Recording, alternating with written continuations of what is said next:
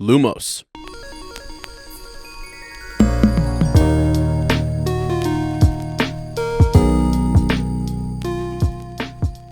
Hello friends, welcome back to Shell Cottage Radio. I'm your host and secret keeper, Ezra, aka Bill, also known as Sir Ezra the Watchful, History of Magic Professor, the Flannel Wizard, obviously. Yours truly, me.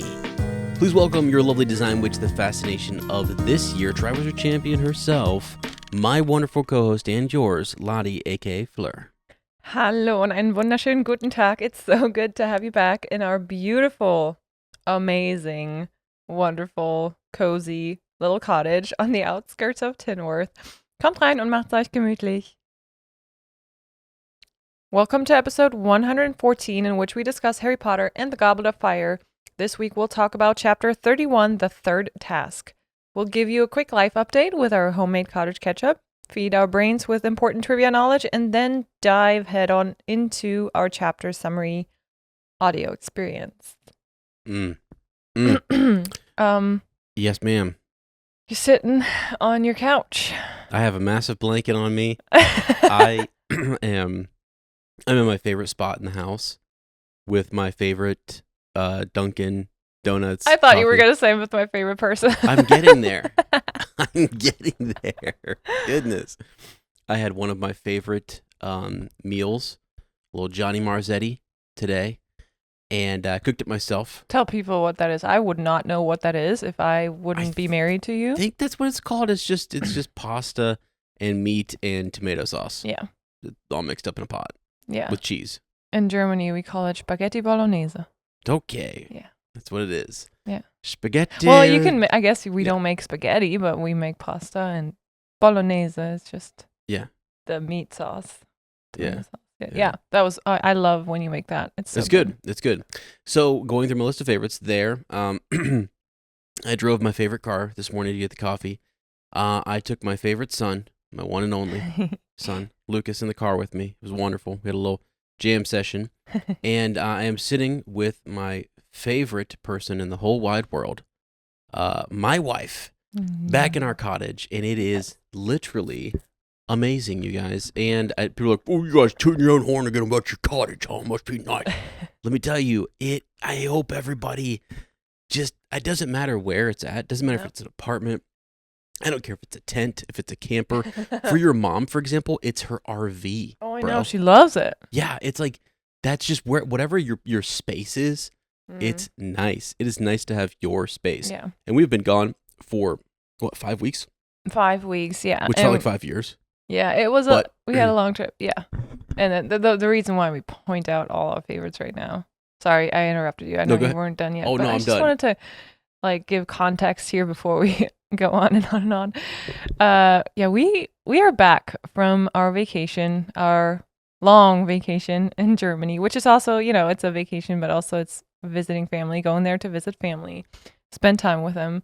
But the thing is, we're not in our own space, really. My wonderful mom lets us hang out in her apartment, but apartments, once you lived in a house and you have an apartment with a baby, and then my brother also came, so it was a full apartment, and, it's not really super baby proof, and yeah, it's just like after such a long time away from home, we almost shed tears of joy yesterday when we came into our house and how much we love it. It's it's baby proof. It's big. We got so much space for Lucas. We made it, we tailored it to our needs with him.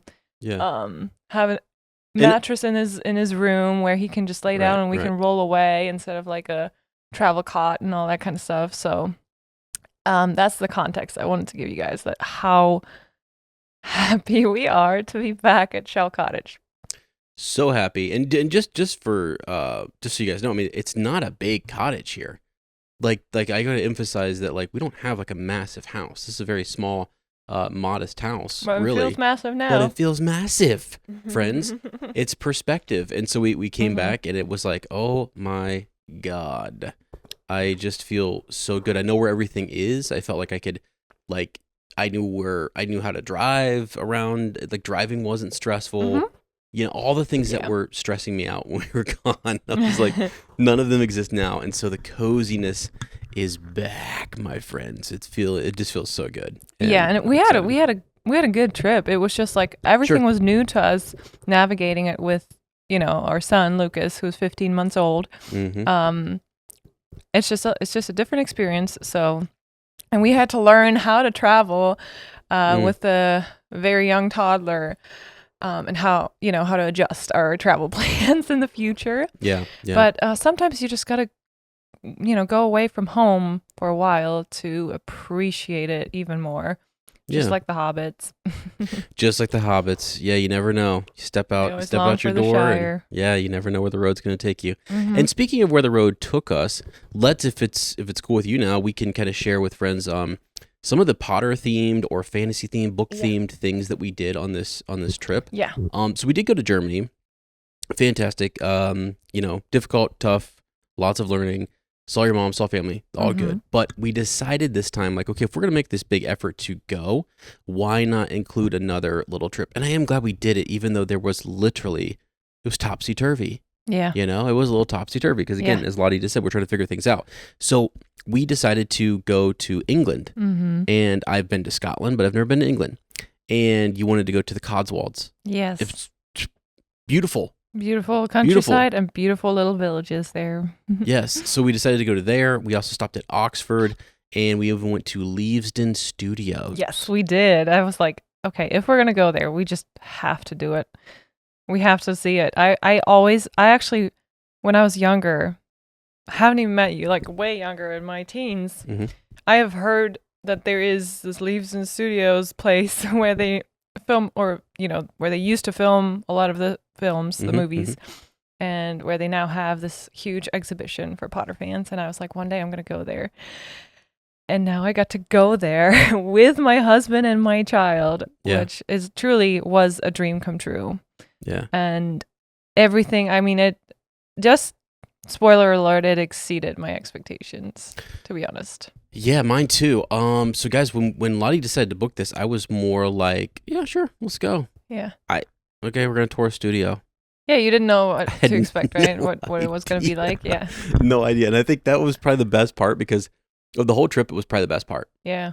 But besides Tolkien's grave, I would say that was number one for me. Yeah, Oxford, like just being at Oxford, and that was definitely, It was wonderful. So those are like 1 and 2. Close, because I went to Leavesden Studio, had no idea. They are currently filming the Batman movie right now. So Cedric Diggory, Robert Pattinson was there, and Cedric, he's freaking there. And we're covering Cedric again this chapter. But so we're there, and we pull up, and the guy's like, "No, you're at the wrong spot. You have to go over there. The studio's over there. Yeah. The tour's over there." And we go in, and during the tour, I asked the guy about, like, well, what is this here? This is now an exhibition, sort of, and like, you're there, like, where am I? Yeah, what is this? I know. And like, my wife booked this trip, and I'm sort of like, what the heck? And I'm going into it because I'm thinking, like, this is a studio. Yeah. It's not a studio anymore, though. They don't use it for that. It's an exhibition. It's this tour. It's a studio tour. And it's a huge, long tour. Huge. It's huge. They say estimate 4 hours to spend there, but you can easily spend more. I think what it showed me was that, like, we know Harry Potter is a big deal. We know it's, like the book series and the movies coming out is like lightning caught in a bottle. And it's very difficult to do, and very few times in your life will you see something like that happen, especially something that in a fandom that you like and think. It just, like, it was a new fandom that comes out, and there's books and there's movies, and it was this magical time, right? And it's huge to all of us on an individual level, but I think when you can come to a place where everyone's like celebrating those things, like that's why the theme parks are interesting, and that's why this studio tour was packed. I did not know this was such a big deal. Yeah. Even a friend of mine who I work with, he was traveling to London. I had no idea on his itinerary that he was going to stop in there. Yeah. To see the studio tour as well. And we just got back. It is a big attraction. It's a bigger attraction. London, I just had no idea. It'd be like if you were a Star Wars fan and you didn't know about Star Wars Celebration. Yeah. And and you're brand new to Star Wars Celebration. You're 16, 18 coming into it. You're like, wait, there's a big celebration. It's been going on for years. Yeah. Yes, and you can go to it, and there's tens of thousands of people there. Like, That's what it was for me, I guess, for Harry Potter. I was like, what, dude? I knew about the theme parks, and so we went there, and I was blown away. Mhm. It's the actual costumes, it's the actual sets Yes. that they just across the way at the actual studio hauled over. They Mhm. just brought over. They have trucks and different things, and they reassemble some of the studio there for this exhibition that you can Yeah. go through. It was freaking phenomenal. Yes, it was. And I think the thing that blew my mind the most was the art and the attention, the detail, the work for every single scene and set and mood and Yeah. color and storytelling that went into it. Like, it's mind-blowing how many people work on it and how much thought goes into small little things that you sometimes only see for seconds. Right. But they're so important to set the mood, to really immerse you and feel like you're in this world and with all these details. Like, you sometimes don't even have time in the movie to look for everything, but there you can just see the costumes or sets, and you can take your time reading about them. That was actually one of the, I was surprised. Normally, I'm pretty lazy reader when it comes to museums and stuff. Yeah. I don't know about you guys, but I don't take a lot of time to really read what's displayed on the, like, or descriptions and stuff. Yeah. But this time I could have like spent hours reading everything because it was so interesting to me. Yeah. And let me give you an example of the details that I've just never really known about, the things that they had to do and to create certain effects, right? Or to create certain props and stuff. So one example here is the night bus in the Wizarding World. So there is like a little sign where they describe what they did to create the effect of the night buzz.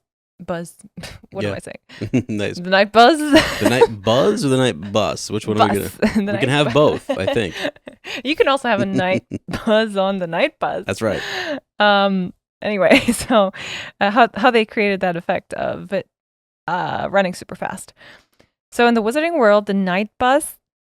Why can I not say the word bus? Bus. You're saying bus. Okay. The night bus acts as emergency transport for stranded witches and wizards. The bus magically appears in Harry Potter and the Prisoner of Azkaban to rescue Harry Potter after he leaves the Dursleys' house. During production, filmmakers created the night bus frantic journey using some of cinema's oldest techniques, capturing the bus traveling at normal speed while cars around it went at a snail's pace. The footage was then sped up to create the appearance of the night bus magically enhanced momentum. For interior shots, a set was created on a gimbal like you see here, so it could be jolted from side to side to mimic the bus weaving through Muggle traffic. Yeah, and then you could see that set that was built for the interior scenes and stuff. But that just is so cool to me. Thinking they had to film this massive scene with all these cars just driving at such a slow speed, and then the bus just I kind of want to see that. I wonder if there's any footage of it, but it's just so fun. That's pretty cool. That is pretty cool. Yeah, there was hundreds of these like panels. I have one here. Yeah. It's the Great Hall floating candles. Okay. So as you go in, I mean, not to spoil everything for you guys, but I think there's been pictures out there for years people have seen. You get to go into the Great Hall. Yeah. It's freaking sick. Yeah. And to create this illusion, in Sorcerer's Stone, they have the floating candles as Harry and everyone comes in. You're like, whoa, dude. And it looks sick, and it's magical. And it's magic on the screen, right? Yeah. And to create that, it's simple, but they suspend all these candles by tungsten wire from a motorized rig, and they show you the motorized rig right there, like you can look at it, and then they digitally remove that wire or whatever it is during post-production. So wow, it's really cool. All of the candles are like made. They're all made, and they're all like they actually are flickering. Was it sort of dangerous because it was dripping on, like the wax Yes. was dripping on some of the actors and actresses? Yep, candles burned through the wire and fell onto the tables below. For the safety of the casting crew, the producers wisely decided to remove most of the rigs in the Great Hall and created the illusion with visual effects instead. So it's like, whoa, dude. That's so cool, though. But they have the actual, like, rigging there and stuff. They show you what it looks like, and it's like, wow, that is really cool. It really gave me a new appreciation for filmmaking and the art of filmmaking. Yeah. And the creativity that goes into it, just even more. Like, I always loved the movies and the detailed sets and everything, but this was absolutely amazing. Yeah. I actually, what also blew me away, I'm not going to spoil. If you want to go there, the beginning of the tour is really cool. Yeah. And yes, one of the first things you get to see is the Great Hall. So that's for sure. Yeah. But the way you go in is really interesting and cool how they do that. So I'm not going to say anything about that, but just like seeing the Great Hall, walking down the Great Hall is different from, at Universal Studios. You get to see the castle from far away, and people tear up about that, and they get very emotional about that. And for sure, like me too, like standing in Hogsmeade and seeing Hogwarts Castle was so cool and overwhelming. And that same, if not even more emotion and gratitude, and like going back to my little child self who always imagined, oh, I'm going to get my Hogwarts letter and I'm going to go to the school and, sit in the Great Hall and chat to my Ravenclaw classmates and, sit here and have my dinner or do my homework and just hang out in this place. It's one thing to see the photos or videos of it. It's another thing to stand there. Yeah, I mean, in the set. In the sets, and for example, like the Slytherin common room in Chamber of Secrets, the second movie, when they do the Polyjuice Potion and Harry and those, then they go down, right, and they meet with Draco. Right. That scene is here. They have it. They have the common room all there. I asked, I was like, "Is that couch the couch they sat on?" And the guy's like, "Yeah, dude, that's the couch." You did ask that? Oh yeah. Because we were not really, just context here again, like we were with Lucas so often. We took turns. Like one of us was watching Lucas. He was happily running around. Right. And then the other was able to walk around and actually read and look at this stuff. Yeah, take pictures. So sometimes we weren't really sure what the other one was doing. Right. Yeah. We were. That's cool though. That was the exact couch they sat on. That's what they sat on. So they sat on that couch, and so I was like, "That's pretty cool." And then I started asking more questions about like, so some of this stuff has been recreated. He's like, "Yeah." So when you get to Gringotts, for example, he was like, "That's Gringotts." That was amazing. It was amazing. He's like, "That's Gringotts in the that's before it's destroyed." Yes. So he said like they actually built the set. They destroyed it and then they rebuilt it. Right, they did. Yeah. I was like, what? So he said, just so for accuracy, they did. So he's like, so what you're seeing there is a rebuild of what they just took the same materials, blah, blah, brought them over. They'd already kind of had started their, because it's always growing, it's expanding. Yeah. They're still bringing over set pieces and different things, and it's grown over the years. And so he was explaining the evolution of that and how they've been moving stuff and whatnot. So and you're actually standing in the entry hall of Gringotts where all the goblins are working on the side, and you're going to what's his name? Yep.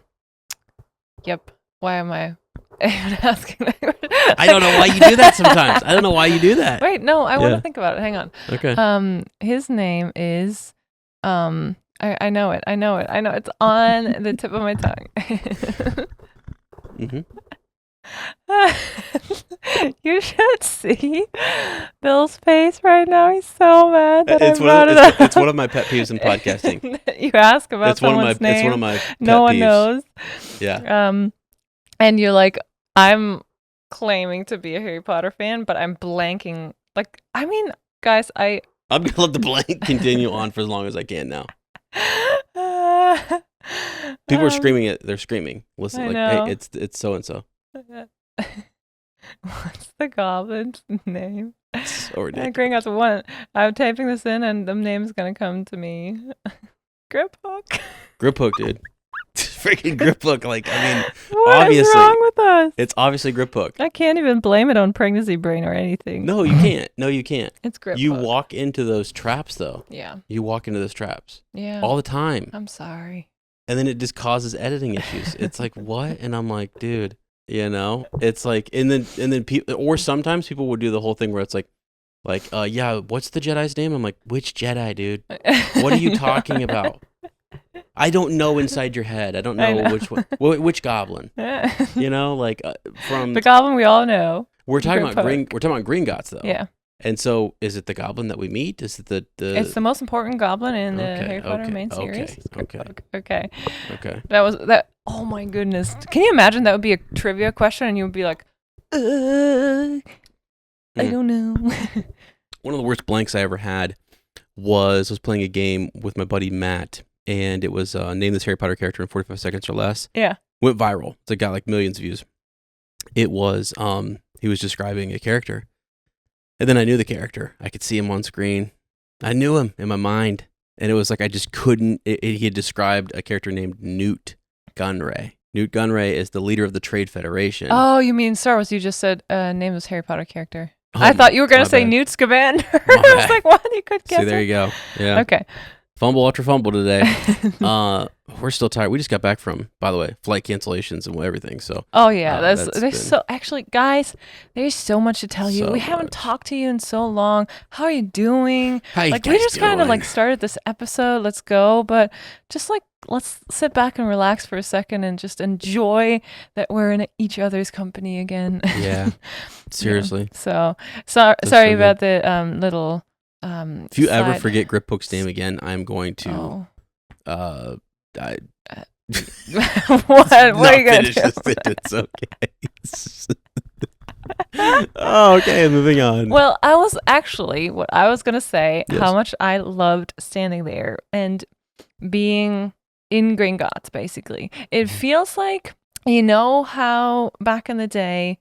Like when you played a computer game or a game on your Game Boy, whatever, a video game, and you have really beautiful places you go to, but you can't go in and actually see it and explore it. Yeah. Often the house, like in Pokemon, that was a huge thing. Sometimes they were all locked, and then they created these even more and more immersive games over time, right? Where you can go into every single house and nothing is kind of like taboo because back in the day, they didn't have the capacity to design it all and put it all in the game. That would have just like, they didn't have enough storage, right? Or whatever.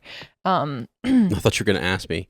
No, I'm not. I thought you were going to ask me. They didn't have enough to do what is it? They didn't have enough to do. I thought you were going to like lay it on me again. Is it the GPU? Oh, I know. Is it the storage? Exactly? The card? Exactly. Tell me, Ezra, since you didn't start this conversation, please fill in the blank.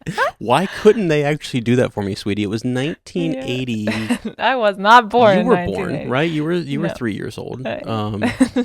Anyway, so sorry, but back in the day, I wasn't born in really, 1980. I was born in 87. Sorry. Yeah, you could really fill those blanks or these like spaces to explore, and then now they are able to create these. I mean, endless amounts of game footage and ways to explore the world, and it felt like at Orlando or wherever like Harry Potter World in Orlando.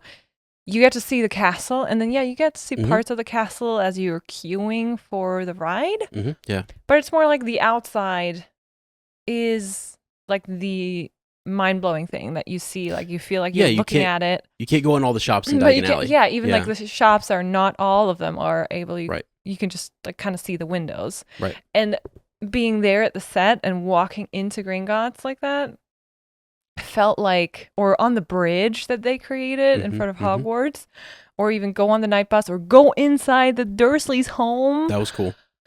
That felt like that was really a cool. newer video game where you can go inside and explore everything. That's all I wanted to say. So, we're still talking about Leaves in Studios. There's so many. No, I think that was for this podcast. Yeah, for Potter fans, in fact, that's the most important thing. We were in Oxford and we did go, as I said, to Tolkien's grave. Yes. And then Lottie had been to Oxford before, and she knew sort of like she just wanted to take me to different sites, different colleges there. And I kind of forgot that, a lot of the Harry Potter scenes were filmed there. Oh, it was amazing. The scene where they walk up the stairs in Sorcerer's Stone. Oh, yeah, you got yelled at for walking up it. Oh, I was going to, because sometimes it is open for you to walk up there. think there You is get like yelled a at, but yeah. dining hall or something actually up there. Oh, cool. But often, because they still have students actually studying and taking exams there. You're not just walking into a site like a museum only, but it's an active college where students take classes and take exams. So they're working really hard to manage all the visitors going through there, but also not disturbing the active, studying at the college. And I think they had something going on up there, so yeah, we got yelled at before trying to go up the stairs. All you did was it was 2 steps. She just kind of stood on it. I did get a picture though, so I did at least that, but she wouldn't allow me to even stand there because people were trying to go up. Like, yeah. Well, I don't know. Yeah. Yeah. That, by the way, was Christchurch College. Before we forget, that was one of the bigger colleges in Oxford. And that's, there was the courtyard scene too. I think we posted some pictures on Instagram if you want to see it. But just walking through that college, that old buildings, it definitely felt like walking through Hogwarts, especially like the first 2 movies, that kind of Hogwarts. We did see like the hallway scene where kind of like Harry and Ron are standing on the side and McGonagall's directing traffic. Yes. I think it's in Half-Blood Prince. And she's like Potter, she calls him over, right? And then she's getting him to go sign up for potions because they have a free period there, and they thought they couldn't take potions, but now they chill. can. Yeah. And she's like, take Mr. Weasley with you. And I was like, this is it. This is the scene. This is the hallway, and you can see where they stood. And I'm like, this is cool. I know, it was We're amazing. Actually standing there. That also made me emotional. Yeah, all this. Yeah, because that's where they filmed it. Yeah. That's like an on-site location. That's not like a set studio. Yeah, and just the beauty of these places. They really picked amazing places to bring Hogwarts to life, even though they never had one castle to film it all, right? They have all these different places they filmed at and then kind of put it together to seem like one castle. Yeah. But they did a beautiful job. They did a great job. It makes me wonder how they're doing this for the HBO. Right, for the next for the show. For the show, to create cohesiveness, and if they're filming in the same places or do they pick different places? Different places are they? Because if you look at Hogwarts Legacy, the video game, I feel like they did a more accurate representation they did, yes, of what Hogwarts looks like, Sure, yeah, they have totally different means to create that. Yeah, it's a video game. Yeah, it's just the full castle and everything, right. But it's amazing. So basically what we're saying, guys, is when are we going to get that in real life? Yeah. When is Scotland going to be like, okay, lift all the enchantments. It's been here the whole time. Like, come on. We're going to let everybody in. We need some more money. It comes down to money. Yeah. But, overall, just a wonderful trip. And I was blown away by some of the sites in the Cotswolds. I got to see some Tolkien sites. I got to see some really cool things and say some wonderful things to Professor Tolkien, who has inspired me to get into fantasy reading, who got me into high fantasy and storytelling and stuff like that. So that was wonderful. And I just got to see the English countryside and all of those things. I think about, like, I'm not from there. And so this is what inspired these 2 great writers to write their series. Yeah. And I got to kind of see a little Harry Potter, Lord of the Rings stuff. Yeah. It was great. I mean, who gets to, that's I won't go there very often. Right. And so it was really cool to have those moments and those memories. And man, I could have stayed at Leavesden Studio all day, bro. It was like you could go out and get food. You could get butterbeer. Yes. You could go get all the different things.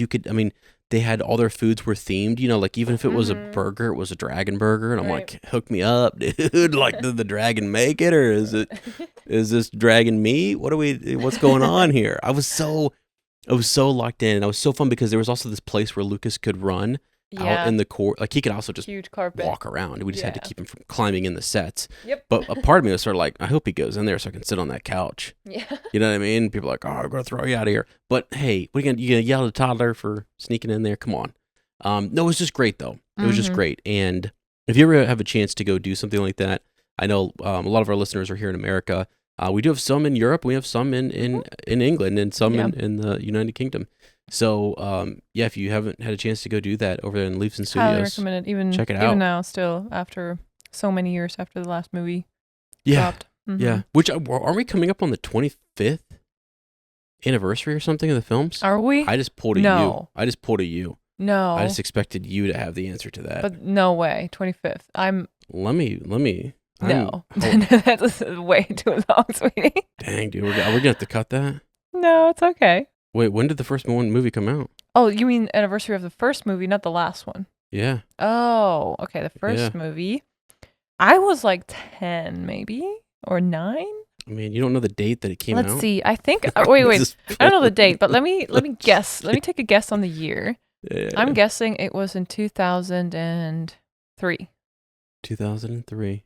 Am I right about that? I don't know. Oh, I thought you were Googling it. I am bringing something up, yeah. Okay, so Sorcerer's Stone, was it released in 2003? Because I think I was 9 years old.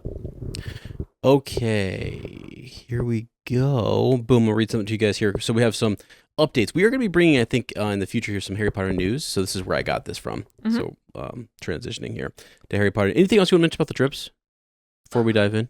Yeah. What? A lot more? Just want to tell people 2 things. One, come on, you got to tell them real quick the story, the wonder of London. No, not the wonder, but the... Oh, yeah, meeting my friend? Yes. So start with how the day went, and then how Okay. I'll give it to you. Unexpectedly I'll give you a play-by-play. met someone. I'll give you play-by-play. Okay. So we had been learning along the way, been in the Codswolds. Let's just say Lucas picked up a bad word from Dad, because there's a lot of driving. You drive on the left-hand side. There's like 5 entry points to every roundabout in this country. I mean, there's signal lights inside the roundabouts. It's like, even with the map quest, I couldn't figure it out. It was bad. So rough in terms of driving. The sights we saw were really good, but there's a lot of stress in terms of just that London driving, and then also just getting used to left side and everything. Just takes a second. So I'm coming back. Lottie's like, great, we did Leaves in Studio. Wonderful. And then the next day I was like, let's go explore London. Okay. And we have to take the tube in. Mind you, I just figured out driving a little bit. I was like, okay, whatever. We'll do that. So we take the tube into London, into downtown London. We're going to go see all the sights. We're going to see the bridges, the palace. We're going to see Big Ben, all of it. And we head in there. It is blazing. I don't know if you guys, hot. It's still blazing hot here in America. It was blazing over in Europe. It's been just a heat wave, right? And our son had some allergic reactions. We've had some craziness with him and his skin, and different things have been going on. Yeah. So he's agitated, and it's hot, and babies can overheat very quickly. And the heat makes the rashes worse. It makes it all worse. Yeah. It makes everything worse, right? So we had this idea I forget where we went, Tower Bridge. I think we started at Tower Bridge. And there is not, I mean, literally, there is not one sliver of shade up on this place. Not a sliver of shade, y'all. Yeah. Couldn't find it. I mean, by the bridge, there was some trees. Let me tell the story. Okay, sorry. Let me tell the story. Okay? There was no shade to be found, all right? And so we're going along. We finally find a bit of shade, and we're there. And then next thing, it's sort of like you have this pressure of going on a trip to say, like, okay, we saw this one. Now we only have 5 hours left until we have to leave, and we're going to go. We have to get all these other sites in. And that's kind of what we had, this mentality of like, go see this site, go see here. And when we're single, not single, but when we were just you and I without Lucas. Oh, easy. We could walk to all of them, not care about the sun. Yeah, we loved going to Edinburgh and just walking from site to site. Some good food later and see everything, slow pace, but it was so different. It's bad. It was bad. It was rough, and he's crying. He doesn't want to be in a stroller. He wants to walk. No, that's the point. Yeah, he wanted. Of course, like we just didn't really think it through, because obviously he can walk now, so he wants to use his legs. He had just figured out to walk. By the way, this is not like he was not walking when we planned the trip. Yeah, that's right. That's why we couldn't really imagine like that would be a problem. Yeah. And then we can't put him in the stroller for 5 hours, or even like the harness or something. No. We need to take breaks for him to walk. And the best part of this day was when we were at, I think it was St. James or Park. It was in front of Buckingham Palace, a big park. And we finally said, let's just stay here, not care about the sights so much, but just stay in this park so this boy can run around the grass and have, hold a stick. He always likes to hold a stick. Yeah. Like a little wizard. Oh yeah. And that was the best decision we made that day. Yeah, pretty much it was. And so we just we stayed there, we slept, we kind of like decided what's best for our son, and we just stayed there. Lo and behold, we do get around and we do move to different places and we see some sights. At the end of this day, we are dog tired, we are sweaty, we're frustrated, we're low frequency, low energy. We are going to the tube station and we walk in, it's freaking packed. It is absolutely packed. And give you an idea, the tube line that we were taking was running every 1 to 2 minutes. There was a train running on that line, and every single train was packed to the max. You could not move. That's how many people were traveling on that line on that day. So there was again, every minute there was another train coming, and we happened to be on the very end of that one train. Got in, again, you would say, with cars, you would say bumper to bumper. You were shoulder to shoulder. Shoulder to shoulder, yep. Standing there. And then somebody tapped your shoulder. Yeah, someone just comes up behind me and just boom, just a couple, 3 taps on the shoulder, like a big heavy hand. Yeah. Like a hand on my shoulder. And I'm like, whoa, okay. Who's trying to Dude, seriously, you just saw me come in here with my child and my wife, and you're telling me to move or something. What do you want? Yeah. I'm ticked. Yeah. Ticked.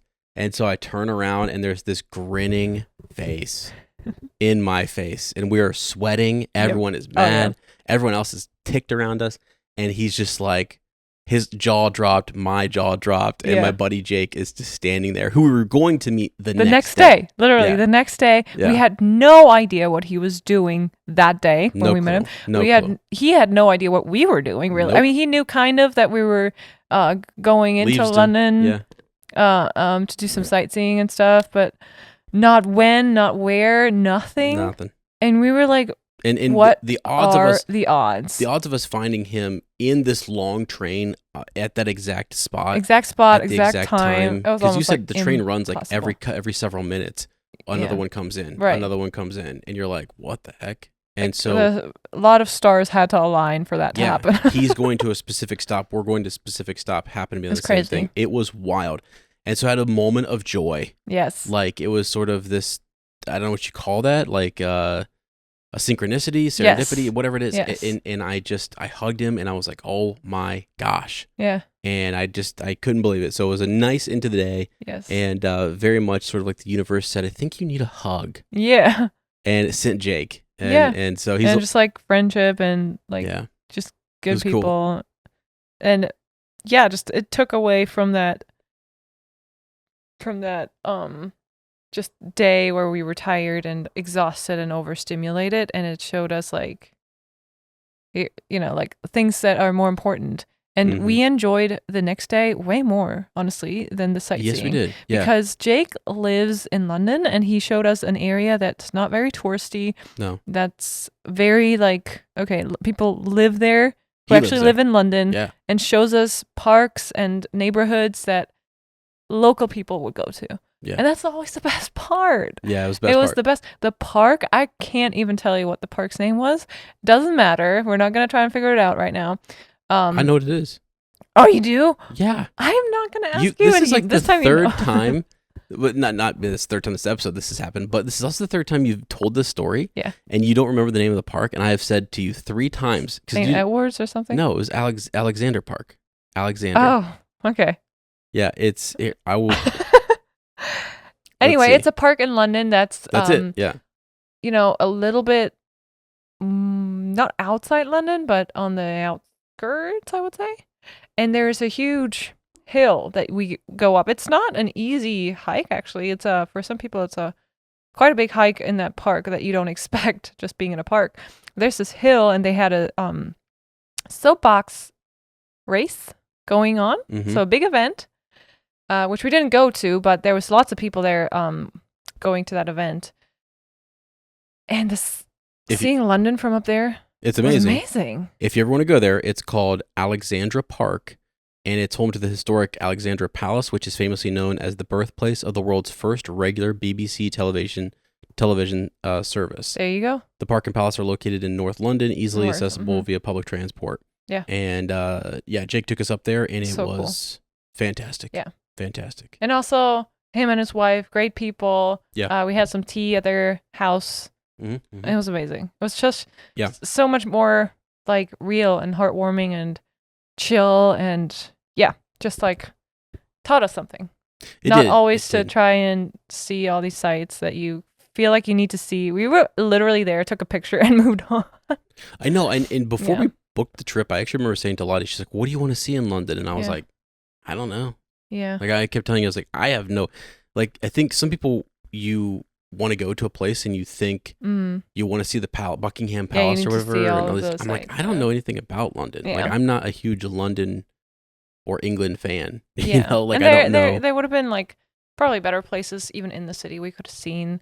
I just remembered I had such a good time with Jenny, my friend Jenny, walking around London and just seeing all these things. But we had all the time in the world. We didn't have any children to take care of. So it was a whole different experience back then. Yeah. And so I probably made the mistake trying to recreate that. But I mean, okay, because, we're a couple podcasts and I think it's fun to kind of talk about a couple things. Yeah. Like, as a couple, sometimes I don't know, you are going to come to Star Wars Celebration for me. Yeah. And Star Wars Celebration is everything to me. I love it. Yeah. And there's been times where Harry Potter is one of my absolute favorite fandoms. Mm-hmm. Lord of the Rings is one of them. Star Wars and even Game of Thrones and so on. I have these fandoms I just love. So I ask you to come to things, for me or whatever, and I kind of know like you're just coming for me. Yeah. Right. And so London felt like that was like, okay, if you find a hidden gem, like, oh, this is really cool. Yeah. This is historic, or this is something neat. But then if it's not, you're kind of like, okay, cool. You want your partner. I really wanted more for you to have a good time because I was kind of like, I don't really care that much. And the same thing, like vice versa. I feel like pressured, like, oh, I want you to have a good time. And so I think you're trying to. I think we all make that mistake sometimes where we're just trying to like, we want the other person to have a good time. And sometimes like, and to feel like they have seen something there and. And you want to show them something, but really it's like, they're like, you just enjoy it yourself. And I'm getting enjoyment just from you enjoying it. For example, I thought the same thing about Tolkien's grave. I'm like, she probably doesn't care at all. Oh, that was a beautiful graveyard though. Yeah. But I mean, it's like when you're planning that trip and you have different interests and stuff, I think it is interesting. Because for example, and sometimes you just have to go with it, right? Like when you're a family, and I remember growing up and going to Gettysburg and I was like, who cares? Yeah. Gettysburg is the Civil War site in America that's like this big site or whatever, and it's like not too far from here. And my mom took me and it was phenomenal. Yeah. At first I was like, don't care. Yeah. Why are we going here? Yeah. There's no rides, there's nothing to do. You're just walking, you're on buses taking tours. I loved it. Yeah. I loved it. There were cannons, there were like things you could see, there was battlefields. I was imagining battles in my mind. I didn't know anything about the Civil War. Yeah. No context, just a kid. And seeing bullet holes in the walls and like these old musket balls and stuff. And I was like, oh, this is pretty sick. Yeah. And so sometimes you just go along with it and you learn something. Like Leavesden Studio for me was a huge surprise. Yeah. Huge, because I said, if you want to do it, let's go. Let's go. Like King's Cross, we went there. I didn't think too much about it. I was like, oh, cool. Oh, this is cool. And I saw the line of 1,000 people standing in line to get their picture at the one spot. And I thought, that's some dedication. You know what I mean? Like, but for those people, it's massive. And then I'd be like, wait, how are you a Harry Potter fan? And it's just like, even inside the fandom, there's some things I just wouldn't do. As much as I love Star Wars or Lord of the Rings, there's some things I'm just like, I'm good. I like, like people like the movies. So I like the books more sometimes. You know what I mean? Like I'm more of a book person in the story and the lore. And in my mind, I have this idea of everything that happened and I can imagine it. I don't need to know who the screenwriters were or the concept artist, or I don't know all those things. And so I just think it's interesting when you plan and book a trip and you do stuff, you kind of have to you get surprised along the way, but it's also like, I would just advise people to remember like, hey, you go, like communicate those things. Like you want to go see this for you, or you want your partner to come see it, and your partner's just coming along just to be there for you. Right. And to help you, enjoy it. So. Yeah, same thing. I mean, my mom took us when we were kids to a day trip to Venice when we were on vacation. I could honestly, at that day, I was like, couldn't care less. Said Venice, imagine that. I was like, okay, can we get some ice cream? Water is nice. Okay. Now I look back on that trip and like the pictures. I'm like, wow, I was in Venice. Cool. That's cool. Yeah. I would love to see it again. But yeah. at the same time, on that day, it's just like what you make of it. Everything is what you make of it, right? It is. The meaning you give it. So. Yeah. For example, you took me to. We needed to fill some time in Germany. This trip was, by the way, monumental for us. This in terms of mentality and Lottie and I learning stuff and everything. So we've been excited to get back to you guys. Actually, we were talking on the trip, like, God, we got to get back and record Shell Cottage Radio. We got to pursue our projects. We were just like, we have to get into high frequency. We have to be in our cottage, do the things we want to do, create with what we have. We said that this morning. And I like sharing that with people because I think it's important. I want them to know who we are and what we're about. And there's other podcasts that are, I don't know, that are not as cozy, that just do different things. Yeah. Let them do their thing, like we're not them. And so I always think it's important to be genuine and let people know kind of who you are, what's going on, and all those things. Where was I going with that? I have not the clueth. Not the clueth, other than I love you guys and we're excited to be back. And the one thing I was going to say was you took me to an exhibition, and it was some sort of like, what was it? A history thing. It was a history thing. Fill in the blank. Come on. What was the thing? What was the name of the thing? You better Google it up. The Great Pantheon of something. Yeah. Of Greece. It was the altar of something. We don't know, guys. We don't know what this daggone thing was, and that's the point. The point to my story is that I went there having zero clue what this thing was, and it's some ancient structure that they've brought from the Mediterranean area. I always call it the Panorama Exhibition because we have the Pergamon Museum in Berlin, which is really huge, but it's under construction right now. So they now created this huge artwork. It's a 360, like, you go into this room. It's a round, huge room that you go to, and they have this artwork going all around the wall. It's like ambience. And they have the best part about it is the ambience. It goes from night to day, back to night, with all the sounds, and it's like this ancient city with the altar. They have. It's the artist Yadigar Azizi transports the visitors back to the ancient city of Pergamon in 129 AD during Emperor Hadrian's reign. Okay. And it's just an artwork of that big Pergamon altar. So. And the surrounding area. And it's just, there's a tower in the middle of that. Like in that room, there's like a little platform that you go up and you can see everything from above, and the whole, like, every level you have something to see on the walls, and the lighting changes, the sounds change. It was just a very immersive, amazing experience. This was in Berlin, Germany, and this was just to escape the small apartment that was not baby-proofed, right?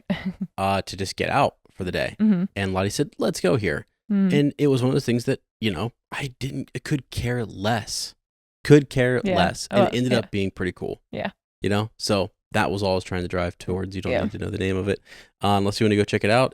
And you live there, cool beans, go see it. It was cool. But it's a part of history that I'm like, all right, whatever, Yeah. So people are like, you're a terrible history of magic professor.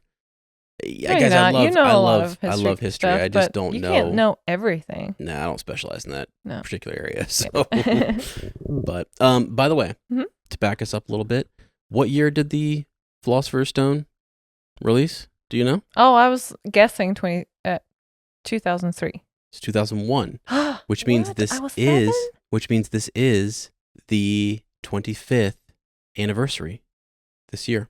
Wow, I didn't know I was that young. So before you come swinging at me next time, how about you just Well, no, I first thought you meant like the last movie. Like okay. Let me read this to you guys here. So coming up in Harry Potter news, this has been in the past couple weeks, I think. We have Wizarding World items. It announces a new official touring drone experience. There's some sort of like, this is off of Wizarding World, I guess. There's some, again, these little like, don't know what this is, but apparently there's some sort of official touring drone experience to celebrate the 25th anniversary of the first film. More details are coming out. Let's see, the San Francisco presentation is scheduled for September 5th, 2026, featuring 1,200 drones film, dialogue, music, synchronized LED wristbands, and the whole Okay. 9 yards. So there you go. There's a little bit of news, and now you know Mhm. how old we are and Yeah. how old you are and how long these films have been out. Yeah. Oh man. That's Okay. crazy. More and more news though. Some breakdowns here just for you guys. HBO series is still scheduled to premiere on December 25th, Christmas 2026. So we are about 6 months away, friends. 6 months away Yeah. from seeing this series. HBO I can't has believe it. confirmed. HBO has confirmed that they've already begun writing season 2, meaning that the Okay. studio is developing Chamber of Secrets before season 1 even airs. They So know they are it's gonna in be it big. right now. The individual who played Jenny Weasley in the first Yeah. season, unfortunately, is not coming back for season 2. So that made some news. They are casting, or they did cast, perhaps already, the Jenny Weasley, because she'll be a big deal in this. Let me run through this real quick, and then we're gonna do a break because Lucas is, how's he doing? I think he just woke up. I But think he's give hanging him in there. some time. Okay. The first season is reportedly planned as approximately 8 hours, giving it substantially more storytelling space than the original film. Peter Serafinowicz has been named or has been cast as Peeves, who appears throughout the books, right? But he's been Cool. omitted from the film, so we do Love have a it. casting announcement there. And let's see. That's kind of the rundown on some of the bigger news pieces these past couple weeks, I would say. I look back for the last couple weeks. I don't know what we've missed before that, but that's pretty much it. So, a couple of the things I want to get to here, which is basically just some of the rumored ideas for additional scenes Okay. that we could have. There's 8 hours. There's going to be 8 confirmed. I think it's 8 or 10. I can't remember which it is. 8 episodes or 10. You should know this. Look it up. No, I'm joking. Back at it again. But they are going to have tons more time. And we know that they've already done the Nicholas Flamel thing, right? We've seen pictures of that flashback with his wife and them sort of maybe setting things in order. What does he say? What does Dumbledore say to Nicholas Flamel? You know what I mean? What Yeah. words does he speak? Yeah. That's new canon. Yeah. It New lore, new Mhm. whatever. And so I think it'll be fantastic because we do have him talking in Fantastic Beasts in that series Yeah. to Flamel and then working with this order, if you will.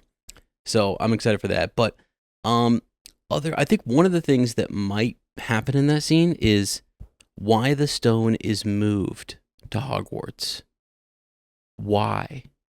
Oh. Okay. Yeah. What's the point? Yeah. Have you I ever mean, have you ever asked yourself why did they move the stone to Hogwarts? well, in the grand scheme, I know it was like to protect it, but Mhm. we kind of know it's probably a test for Harry and his friends. It's almost. It could be a test for sure. Or to see for people to show their true faces, I guess. Like could be like that. Could be that to bring him who's out. who's gonna try and get it? I have a sneaky suspicion. Mm-hmm. Dumbledore, as we know in the book series, has known more about what's going on than we realize. Okay. Yeah.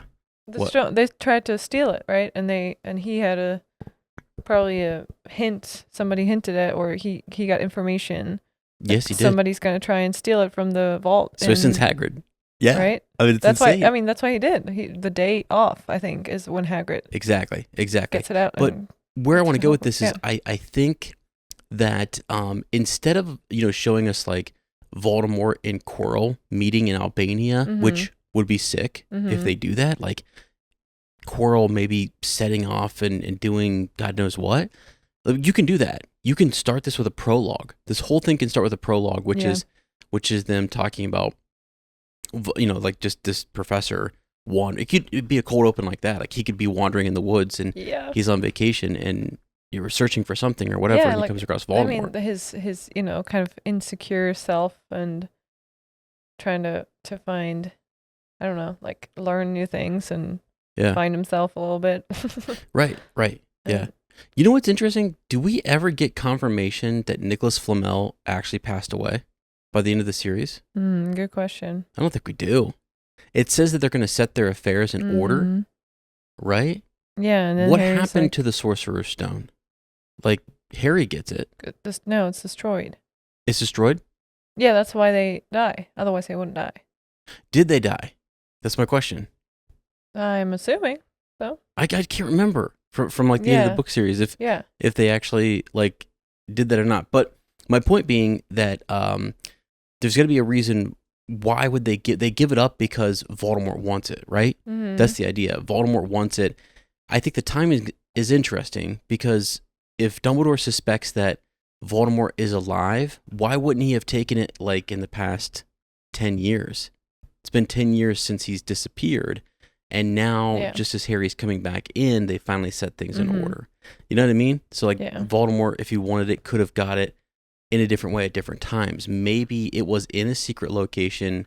Like, what makes it vulnerable now? The fact that they're moving it almost seems like Dumbledore is using it to pull the Dark Lord out.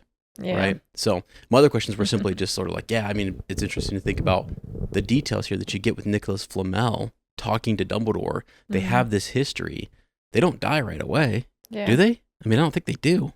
They said they have enough elixir left to set their affairs in order. Set their affairs in order? But what does that mean? They destroy the stone. Yeah.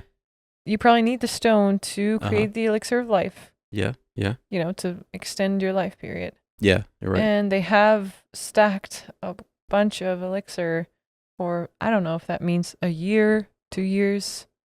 We just say we don't know. Yeah, we don't know. It's a big unknown. Yeah. And I think it's interesting that Flamel might be around during other events in Harry Potter.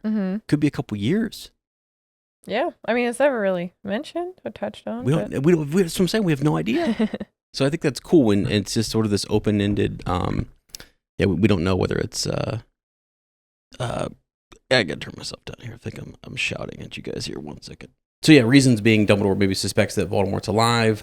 Introduce the central theme of death. They might get into that a little bit more early in the series. I know it's for kids, but this idea that death is life and death, right? And right. It introduces that theme much earlier in the series, versus like us getting this abrupt Cedric Diggory. I know. Passing. Yeah, which was crazy. But that's just really for the audience, and then Harry himself will have to kind of go through. I mean, he's obviously experienced it with his parents and stuff and whatnot, but it just, I guess, introduces it. Maybe it's a possibility that's why they're doing it. Giving Dumbledore his own storyline. So the novels they stay almost entirely with Harry's perspective. The TV show does not have to, though. So Dumbledore could correspond with Flamel, investigate the Gringotts break-in, monitor Quirrell. Man. That's what I'm most excited about, is getting away from just the, very single lane storyline of Harry Potter's view and getting multiple storylines and arcs of different characters, giving them more spotlight, getting more gaps filled that we just kind of assume through Harry's view. And it would be so cool to see that. Just like... Yes. Yeah. That's where the show can really shine. It really can, because I would get chills. Yeah. I get chills just thinking about Dumbledore in his office having a secret, super serious conversation and almost elevating the scariness of Voldemort. Like, you get it through everyone else, like, oh, he who must not be named, all this kind of stuff. But when the most powerful wizard in the wizarding world is concerned, and it is so concerned that he calls Flamel, right? Yeah. Like, you can already set the stakes pretty high. Yeah. It's the return of Harry Potter, the symbolism of Voldemort coming back now makes sense. There's a lot. I don't know what they're going to do. I don't know what the story and what the dialogue is going to be, but I think that will be one of the coolest parts to this upcoming show. Yeah. We also have things that could appear from the books in this first season. You have Vernon Dursley's Strange Day. I would love that too. Right? Right. I would love that, to see that, come to life. Yeah. So Getting himself a Kringle. Yeah, exactly. And you have Peeves as well. What do you think about the idea of them, doing more with Peeves? Oh, I always loved Peeves not loved, but like, I remember seeing him in the video games. So I always had a picture of him in my mind had 90s PC game graphics. Yeah. We all know the PlayStation 1 Hagrid. Oh yeah. I think we've all seen him. But like they did a version of Peeves, and for some reason that just stuck with the image of him stuck with me whenever there was descriptions of him in the book. So I was having a hard time in Hogwarts Legacy to see him totally interpreted completely different, like visually. To put it together, like that's Peeves. Yeah. I don't know why. It's just like because I had such early exposure to an image of him through the video games, through the PC game. Well, I think but I think it's absolutely like he's an essential part of Hogwarts, so I'm glad they included him this time. He's a major book character that we had, no exposure to whatsoever. Don't even know he exists. Yeah. In the movies, right? And he's a huge deal. He's always showing up. He's always there, getting in the way, or sometimes he helps. Yep. It just depends. Him and the Bloody Baron, getting into it, and I think it might add a lot of comedy, some humor, some lightness, and I think it will show us that with 8 hours you can do more. You can show us more classes. You can take us to Professor Sprout more often. You can take us to different professors and get more time with them. That's what we want. We want to stay at Hogwarts. Yeah. Like Hogwarts Legacy should have shown everyone that's what we want. You want to stay at Hogwarts. You want to be there and have this immersion. So honestly, it's always in the books. Like I couldn't care less about the end of the year. Yeah. I'm always like so happy just experiencing the everyday life and what's happening there. Right. Like I listened to Half-Blood Prince when we were in Germany. Yeah. And I was feeling down one day a little bit, and then I was like wanting to listen to it, but they're already leaving. They're already at the cave, and I'm like, no, I don't want to. I don't want to. Don't want to go. Going. Yeah. I just want to like Half-Blood Prince, like the whole school year. Yeah. Middle of the school year. It's so good. It's so awesome. Fun to read about. Yes, plot, like keeping up with the plot, but also all the different relationships and like coming of age stuff. In the different sort of like correspondence. I think J.K. Rowling does a great job of like the kids are informed by Owlpost about things outside of school, and so it just feels like they're getting the Daily Prophet. They're seeing things from the Quibbler. It starts to make appearances, and later on, and you're like, oh my god, what is all this? Like it just it builds. Every book builds and gets bigger and bigger and bigger, and there's just more and more and more to the world. So, I'm interested to see how they also tackle that in HBO. Like, is it going to be you have 8 episodes for season 1, and then it goes to 10? Because maybe they need 10. To kind of get through this. And, they're probably going to need more. They might need 10 to 12 by the end of the series. It might be a 12 episode thing, and people are like, let's freaking go. Like 12 hours. Imagine that 12 hours to explore one of the books and to bring it to life. They have such a huge opportunity here. So can't wait. Honestly, it gives me chills. Like this is going to start at the end of this year, and we're going to be here. Yeah. We're not traveling this year for Christmas. We're going live, baby. Here. We're going live. I'm going to be live covering it. I'm going to be on the channel covering it. We're going to be dropping episodes. We're going to be in our cozy cottage watching the show. I can't wait. I really cannot wait. So, another thing we might see is the Gringotts break-in. We might actually see, and it not who broke in. No, but like. But we could see the goblins dealing with it. Yeah. Trying to figure out, all of a sudden like a quick scene. A quick scene of them sort of like calling, the local law enforcement and trying to figure out like what happened. It's unprecedented, right? True. It's crazy. This does not happen. Right? So, and again, I think the big one, Quirrell meeting Voldemort, that's like huge up in the air. Will that happen? I don't know. Should it happen? Is it too much to you? Like, how much of this are they going to keep a guessing game? Because you have an older audience that knows Quirrell's the bad guy. You have a younger audience that has no idea. They've already shown us that I think they're going to drop all of the episodes at once. Oh, okay. I think. So I don't think it's going to be a week-by-week thing. And I think they're doing that because, again, it's a lot of our generation bringing a younger generation into it. And I think people just know he's the bad guy. Yeah. So I don't know if they're going to try and surprise us with anything like that. Yeah, like and make it this kind of like detective thing where you're trying to figure stuff out along the way. maybe they're balancing both. Maybe there's this mysterious meeting of maybe Voldemort, this dark figure, is just in Albania, and there's local Albanians who are talking about this creature in the forest. Could be another hooded figure that we can't really tell who it is. Yeah. Exactly. So that would be that would definitely be interesting. So, and then you have more maybe Snape investigating Quirrell. Again, how much of this do you want to keep Snape as the bad guy? Do you want to show some of Snape investigating Quirrell? Do you want to show Dumbledore investigating him? Yeah, that's so interesting. Like, what do you want to... Everything Snape in this show can be so different from... Yes. Because now we know his role in this whole plot and his whole story. Yeah. So yeah, which way are they going to go? Are they still trying to keep that a air quote surprise, or what are they going to do with it? I've never thought about that. Yeah, because if you're a showrunner and you're making this series, who is your audience? Is it people who've already seen the films and you're just trying to expand on them? Well, then when you do that, you definitely will give away more clues as to who the bad guy is, or who the double agent is, or where Snape sort of stands. Or like you said, maybe they say, okay, we all know he's the double agent, so we're going to show more of his struggles he runs into as a double agent. Yeah. Or, you know, like things behind the scenes. Absolutely. That now we know. They could actually... So Snape is one of the most beloved... I think it's beloved. I can't believe I just said that. People are like, hold your horses. But people love Snape. Yeah. Like, I mean, because he's just a super interesting character and has a super interesting arc. He's misunderstood. Yeah. And there's so many things that you could explore, and you could actually gain a lot of sympathy for him. Yeah. Right? I mean, it's... So, yeah, they could show his struggles, show maybe his... how he dealt with James Pottermore and Lily and all the things that he felt, and just this love. He's stuck in this time period. He's stuck with his decisions that he made and trying to... with his guilt, because he was the one giving it away to the Dark Lord. Yeah.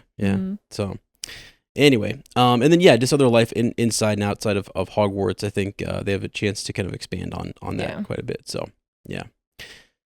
Okay, that's just some updates. It's just show speculation. I want to do that sort of each episode, is sort of talk more about this upcoming series.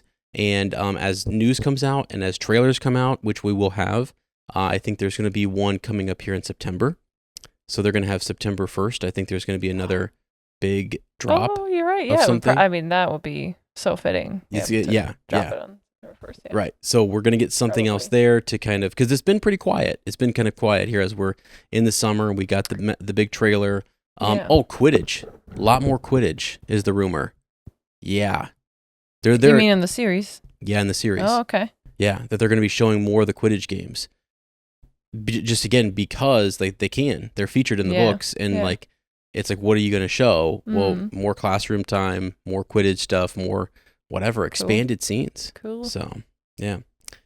Okay.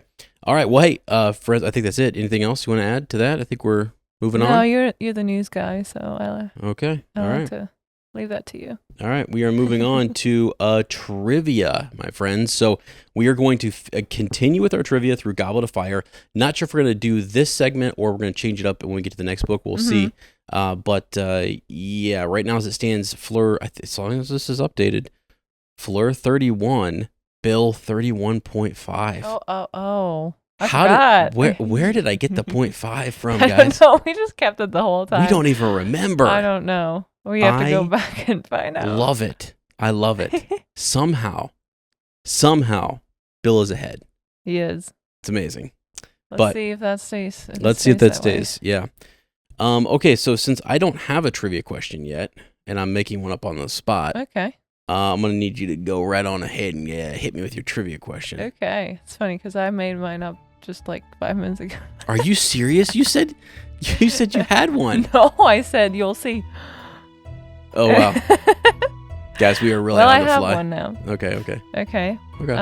Please tell me, what is the incantation for the 4-point spell that points your wand north? Oh, man. I think it's just show me the way. Let's just show me the way. You mean like just say show me? Yeah, it's I think it's show me the way. I don't remember, and I that's Okay. crazy because I just Read it? read the chapter. Well, I'm tempted to give you another 0.5 Okay. because you do remember that it is one of the very, very few English incantations. No Latin. Yeah, there's no Latin to it. And you almost had it. Yeah, it's something. Show me. It's something. Point me. Point me. What the heck? It's point me. So I feel like you deserve to get rid of that 0.5. We're going to give you another half point. Okay, so all right, I'll 32. take. Okay, cool. Because it wasn't quite the right one, but you did remember. It's an interesting spell. That's an interesting spell. Yeah. Point me. I don't know where else we see. Point me where, bro? Like I know. what? I mean, man. Point Okay. me north. There's a lot of jokes I could make, and you can tell by my face I'm holding off. Okay. Yeah. All right, now time for my trivia question. Mm-hmm. Are you ready? Well, the question is, are you ready? Yeah. What is it? It's coming to me Sweet. in Are you channeling the moment right now. It's coming to me. Universe, send me the question. Okay. All right, you ready? Mm-hmm. What? It's a two-parter. Okay. Okay. What spell did Harry Potter try to use against the mist in the maze? And what color is the mist? Ooh. I think I do remember both of these details. Okay. It's one of these physical spells. Like, is it a Reducto curse? Final answer? Yeah. Yeah. It's a curse. Yeah, I was like, There's your 0.5. Now, what color? it was a golden mist. It's golden mist. Yep. It's such a cool one. Right? It's such a cool one that I Because was like, that's not in. I don't know. They don't really include that part in God the no. movie. God no. It's that. I hope that's one of those things that you're like, that should be in there. Yeah. The Sphinx should be in there. Oh, I know. I mean, that's so cool. I mean, the spider riddles a little bit. Maybe we should throw a couple other riddles in there. The spider Oh, one. you ruined it. I What? was gonna ask her. I was gonna read later, to our audience the Sorry. riddle and ask them would you have been able to guess it? You know, Yeah, because some people yeah. don't reread the chapter. I can't believe it either, but they don't reread the chapter before yeah, I they know. listen to our podcast about the know. chapter. Some people listen to our I'm just kidding, I'm podcast just first kidding, and yeah. then go listen to the chapter. That's what I always do. Yeah. I mean, That's what I never do too. when Yeah. I listen to Swish and Flick and them Because it's talk nice about because you the don't have to chapter. reread the whole chapter. Yeah. That's the cool thing is you're just Right. getting these tidbits and refreshers. But So yeah, yeah, we're ruining it for you guys. Sorry, the spider. It's a spider. yeah. And I Spide- Yeah. Spider. It's a spider. It's not a spider. It's a spider. Think about it. Yeah. It's British. Yeah. Spider. I mean, Harry yeah, okay. somehow seems to know that ER says and not Yeah. God dang. Spider. They're so Duh. ridiculous. It's the Brits and I'd say those Australians that have the R's all wrong. The R controlled syllable, they don't know what to do with it. Well, what about the Germans? They do know. They do know. Go ahead and roll an R for me. Right? What do you mean roll it? I mean, give me Or, give me some words that have the R, have the um. like a very strong R in it. Oh. Because there's sometimes where you guys are like, Gitarre. Huh? Gitarre. yeah, okay. How do you It's say not super strong. how do you say worst? Versed. Oh, Wurst. Yeah, there it Wurst. is. There's- Wurst. It's just this. Sometimes the R though, see that's Yeah. normal R. Sometimes it's in the back of the throat. Sometimes you guys have like that back throat R. You mean the CH, the machen? No, R. that yeah, Okay. no. There's something because every time Aber? No, that's very soft. every time I'm over there, there'll be a word. Rennen. Rennen. No? You hear it in the back of your throat a little bit, like Rennen. Yeah. yeah. Now you That hear, means to run. yeah, and you guys are like, it's Yeah. running, and I'm like, you want me to say that, like, and now I'm like Rennen. Rennen, and then I was in Google Maps a lot when we were on this past trip, Yeah. and it said it in English. It had the English accent on how to Yeah, on all say the street German names. street Yeah. names, and I was like, this is awesome, dude. Yeah. Versus you guys would say, like, okay, how do you say the river that runs through Germany? through Germany. That's for us. You mean Berlin? Berlin, yeah. Spree. It's spree, guys. So it's spree. But say it again. Spree. Spray. Spray. It's something's hitting the back. The tongue is just clipping the back of the throat. I don't know. Yeah. You know what I mean? No, the tongue isn't doing it. What's it doing? It's just that. Yeah, I don't know. I don't know what I'm doing. You don't know what you're doing. You don't know what you're doing. No, you do know what you're doing. That's what I'm saying. Is that you guys have the R's down in a way that just I don't even know. So I love it. Anyways, okay. Sorry, that's the spider. That's a reference to the spider. Getting sidetracked. So we're gonna dive into the chapter here in a second. But so what's the score? Are we now? We're even out, right? I got a 0.5 and you got a full point. So yeah, we're even. Let me go ahead and make sure. Wow. Let's do the adjustment here. Hopefully we've been keeping track, been updating that, haven't you? I think you have been. Okay, I'll update it for us this time so we can be sure. So it means we're both at 32. Wow. 32. And we're neck and neck. I think we have like 7 more chapters to go. Okay. Wait, no, wait. Oh, there's a decent amount. 31, but there is, I think 30. Is there 38 chapters? There's a decent amount. They're small. There's Yeah, all the. You think we're almost done, but there is a couple more. There's a couple more. Yeah. So okay. So there's trivia, friends. Appreciate you. By the way, we had some reviews that were like, "Love the trivia," and I'm like, "What?" Oh, really? Yeah. People like enjoyed the trivia. So like, let us know if you want us to do it. But like, sometimes I feel like it needs to be a bit more. Like we were using the cards. Better questions.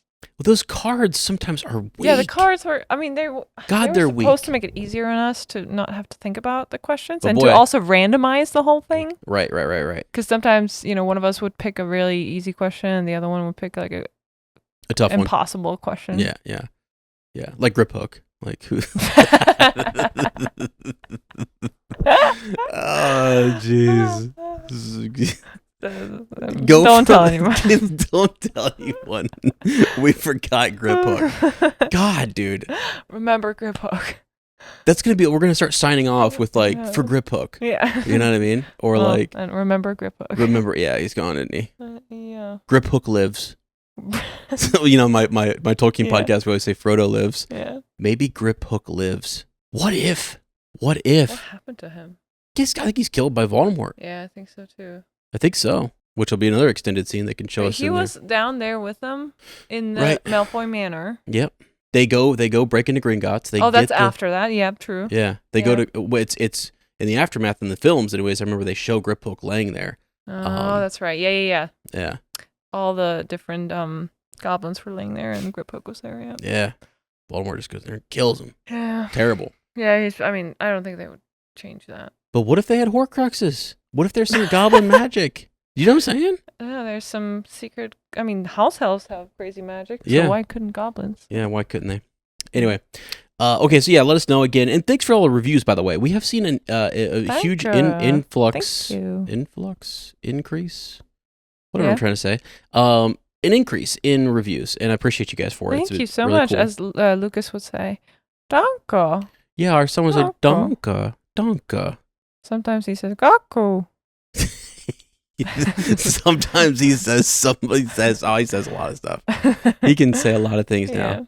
Sometimes I don't know what he's saying. Well, yeah. It's amazing. Then to you, it's probably like, is he speaking German right now, or is he just gibbering? We went over to the stove and he remembered Heiss. Oh, he did. Yeah. I was like, what's he saying? He's like, I thought he was saying ice, and I was like, he's saying Heiss. Very good. And I was like, oh my God. And I put his hand up to it and he was like, Heiss. He was in Germany for 5 weeks, so I do think that helped him with his. But I was saying it to him before we left because I was like, that's hot. The stove, that's hot, hot. And then hot and hat sound the same. So then he'd walk away saying hot, but he actually means hat because he'll walk over and put the hat on you. He just, when, his papal wears a hat. And so he's always, it's going to be fun. Anyway, all right. Hey, friends, with that, it is time to jive. We're going to jive right in. We're jiving in, baby. I'm starting to leave all these bloopers in because it's just like, they're fun. Whatever. Come on. We're real here. Whatever, dude. We're real. We're the realest Harry Potter podcast you ever freaking seen, dude. All right. Okay, so moving on. Chapter 31, The Third Task. The chapter opens with Harry, Ron, and Hermione up late in the Gryffindor common room, reeling from what Harry just witnessed in Dumbledore's pensive. Harry's mind is reeling so much, he finally understands what Dumbledore meant about a head becoming so full of thoughts. It would be a relief to siphon them off. While Ron shivers at the idea that Dumbledore actually trusts a former Death Eater like Snape, Hermione sits in silence with her forehead in her hands until she suddenly mutters about Rita Skeeter. She realizes Rita knew about Ludo Bagman passing information to the Death Eaters, and with a dreamy expression, she dashes out of the room, risking her History of Magic exam to test a theory in the library. For the next few weeks, Ron and Hermione put all their effort into helping Harry prepare for the maze, using an empty Transfiguration classroom at lunchtimes. Harry masters the impediment curse by stopping a wasp dead in midair, learns the reductor curse to blast solid objects, and uses Hermione's clever 4-point spell to make his wand point due north. He struggles a bit with the shield charm, however, wobbling around for 10 minutes after Hermione shatters it with a well-placed jelly legs jinx. Sirius also sends daily owls, reminding Harry to focus strictly on getting through the maze safely and to ignore whatever else might be going on outside the walls of Hogwarts. On the morning of the third task, a screech owl delivers the Daily Prophet. Rita Skeeter has published a new article calling Harry disturbed and dangerous, claiming his scar pain is a plea for attention and criticizing his friendships with werewolves and giants. Draco Malfoy and the Slytherins openly mock him, pulling grotesquely mad faces and waggling their tongues like snakes. After breakfast, Professor McGonagall tells the champions to congregate in a side chamber to meet their families. Harry expects the Dursleys won't be there and plans to go to the library instead, but Cedric sticks his head out of the door to call him in. To Harry's utter surprise, Mrs. Weasley and Bill are waiting by the fireplace, beaming at him. Fleur Delacour clearly has no objection to Bill's long hair or his earring with fangs on it. When Cedric's father, Amos Diggory, makes a sharp comment about Harry stealing Cedric's spotlight in the press, Mrs. Weasley angrily defends Harry. Harry spends a highly enjoyable morning walking the grounds with them, listening to Bill reminisce about the fat lady and the old caretaker, Apollyon Pringle. As dusk settles, Dumbledore sends the champions to the Quidditch field, which has been completely transformed by a 20-foot-high hedge into a vast creeping maze. The patrollers take their places wearing large, red, luminous stars on their hats, except for Hagrid, who has his on the back of his moleskin vest. The whistle blows, and Harry enters the dead silence of the maze, lighting his wand with Lumos. After navigating a few forks with his Point Me spell, Harry encounters a 12-foot-tall Dementor. He casts a Silver Stag Patronus, and when the creature actually stumbles over the hem of its robes, Harry realizes it's a boggart and blasts it with Ridiculous. Later, he walks into an odd golden mist that literally turns the world upside down. Harry finds himself hanging from the grass, terrified of falling into the endless, star-spangled sky below, until he forces himself to pull his right foot away from the grassy ceiling, and the world instantly rights itself. He pushes forward, narrowly escaping a giant blast-ended Scroot by hitting its fleshy, shell-less underside with an impediment curse. The tension skyrockets when Harry suddenly hears Cedric yelling and Victor Crumb casting the Cruciatus curse. Horrified, Harry burns a small hole through the hedge with a reductor curse, kicks through the thick brambles, and stuns Crumb in the back. Harry and Cedric send up a shower of red sparks so Crumb won't be eaten by a Scroot, and then awkwardly split up again. Moving deeper into the maze, Harry's path is blocked by a Sphinx with an overlarge lion's body and a woman's head. She challenges him with a riddle about a spy, the sound and a creature he wouldn't want to kiss. Harry pieces together the clues, correctly answers spider, and she moves aside to let him pass. Harry sprints down the final path and sees the Triwizard Cup gleaming on a plinth 100 yards away, but Cedric is sprinting toward it from an intersecting path. Suddenly, an immense, gigantic spider crashes out of the hedge. Harry yells a warning, and Cedric trips in his haste to avoid it. The spider lifts Harry into the air with its front legs. He struggles madly and casts an Expelliarmus spell that forces the spider to drop him 12 feet onto his already injured leg, spraining his ankle. Together, Harry and Cedric both yell, "Stupefy," and the combined spells finally keel the beast over sideways, tangling its hairy legs. Cedric, standing just feet from the cup, stubbornly refuses to take it, insisting that Harry should win because Harry saved his neck twice in the maze. Harry argues back, reminding Cedric of his help with the golden egg, but Cedric is dead serious, willing to walk away from centuries of Hufflepuff glory. Finally, Harry suggests they take it at the same time for a joint Hogwarts victory. Cedric's face splits into a grin, and he grabs Harry's arm to help him limp toward the plinth.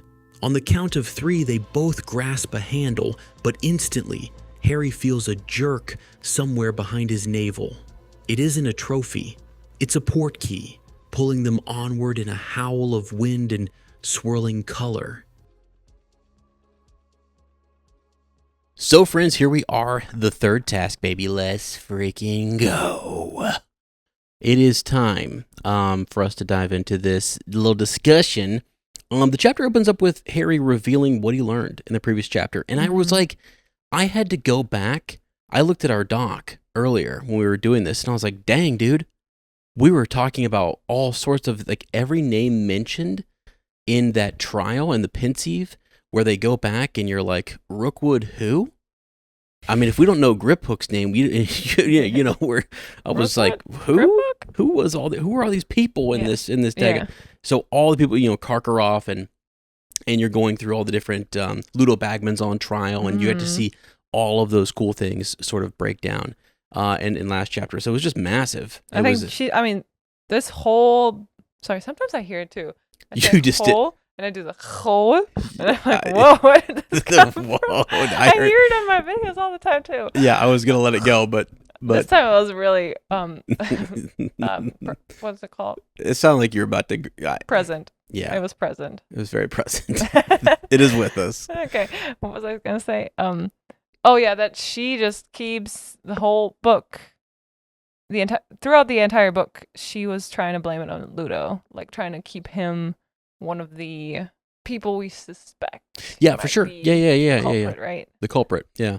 But, which, again, will be fun for people when you do the TV show, because, again, it's not been seen in the movies, and, like, you might have a lot... Ludo wasn't in the movies. No. And so that's one of those things that when you approach that season of the HBO series, you're going to be going like, okay, well, you could kind of add some more mystery here with Ludo, and people are like, who's this? Yeah. You know? I mean, so if you don't know, you don't know. And there's tons of Barty Crouch Jr. story missing. There's tons of Neville Longbottom's parent story missing and everything. And to get to that, in this chapter to start, Harry is telling them everything about what he saw in the pensieve, and he's saying he does not, though, tell them about Neville's parents. Yeah, because Dumbledore explicitly asked him not to. Yeah. Which is nice of him. Because, it is Neville's story to tell. It is, and it's interesting that none of them really know that. And so you go from, like, the notorious Harry Potter, the boy who lived, all of these things, but yet Neville suffers almost just as much, silently, if not more. Yeah. And it's but he never blames it on that or tries to explain it through that. Yeah. Here's something to think about. So from Neville's perspective, as you're growing up, we have a child now, and I often think about what is said around him and any traumas he might be developing. It's crazy as a parent. I'm starting to think about this more. And all of us have it with our parents. And were your parents divorced? Did your parents stay together? Did you have parents? Are you an orphan? Are you it is so early. We don't remember it sometimes. We're not really all together sure how it influences us.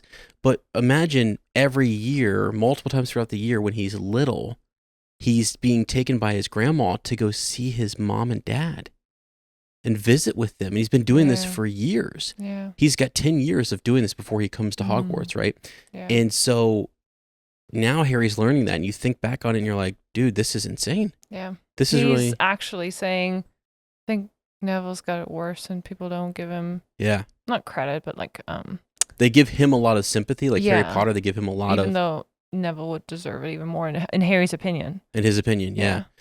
Because again, from Harry's perspective, it's sort of like it's very tragic. There's this. They're both extremely tragic, and it's extreme loss and heaviness and different things and traumatic.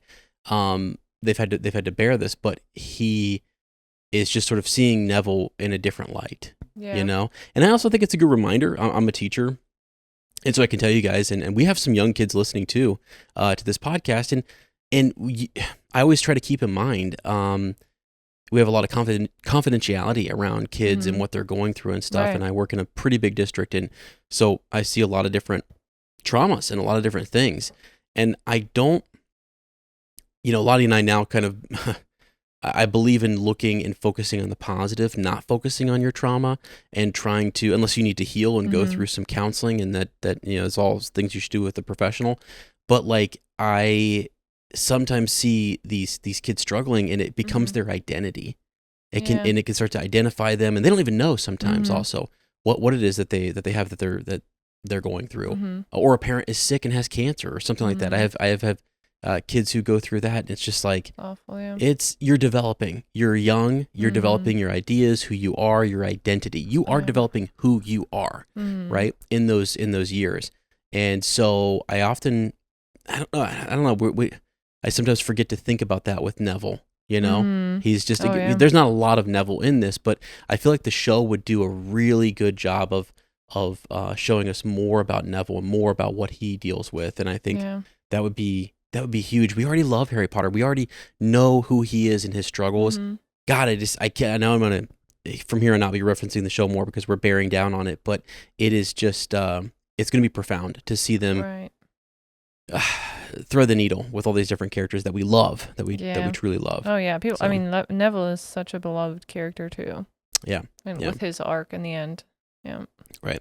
Couple more just bullet points. I'm going to hit these, and then Lottie can jump in here as she wants when we have some thoughts about these. But Ron is shocked that Snape is or was once. Is he still, or is he not? He was at least once a Death Eater. God dang. Yeah. I mean, for these guys, that's a big deal. I mean, yeah. You were a Death Eater, dude? Yeah, they can't believe that anyone, especially Dumbledore, would still trust him. Yeah. They can't, what could possibly make him believe Snape? It shakes them all. It shakes them all to their core, because it confirms their worst fears. Like, well, okay, maybe he isn't one now, and he's been pardoned, and Harry kind of got that insight at the trial, and he got to see it. So he sees it. Ron and Hermione, not really. Hermione defaults to like, well, Dumbledore trusts him completely, so there must be more to this than we know, but it's still really up in the air, and you have to base, unfortunately, a lot of times, like, you only know what people allow you to know, right? So like a lot of you guys, just in your lives, like you think about when you go to work or wherever you are, whoever you're interacting with at school, you only know what that person is allowing you to know. Yeah, and only in that particular context, space or context. Yeah. Right. Because there's so much more to me and to us as a family that I'm like, yeah, a lot of my colleagues don't know this. Yeah. And I'm like, vice versa. You probably don't know a lot about your colleagues either. Right. Either because we don't ask or we're too busy, and it's all innocent. It's not anything that we wouldn't want to share. It just doesn't come up because you're in a professional context. Yeah. But I thought, man, that's interesting that this is the face that Snape presents to the kids. And so this is what they get to see. Yeah. And I think it does help him with his double agency. Like, if you think about it, I've thought since book 1 that what Snape does, people are like, well, he's really bullying people. Yeah, he is. But it sure helps keep his double agent status. Yeah, he might like it a little bit because he hates the Gryffindors. But, I mean, dang, it definitely keeps him in good with a lot of those Slytherin families. So, anyways. So, yeah, there's a lot of different secrets there that Harry is carrying. And, this is also one of the first times that Harry chooses sort of compassion over curiosity. Like, he doesn't dive in deeper on some of these things in the pensieve. He's also preoccupied with the third task, but like with Neville's story, he respects that, and he kind of backs down. A lot of times his curiosity will take him, into places he shouldn't be, right? Yeah. So, okay, preparing for the third task. So now we have, essentially, Harry doesn't have to study for any of the final exams because he's exempt. Right. Lucky dog. Yeah.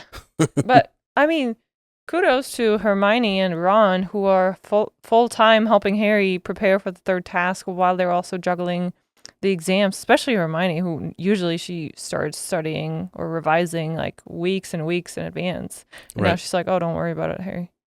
Yeah, don't worry about it. That's, I mean, Yeah. that shows you how important it is to her.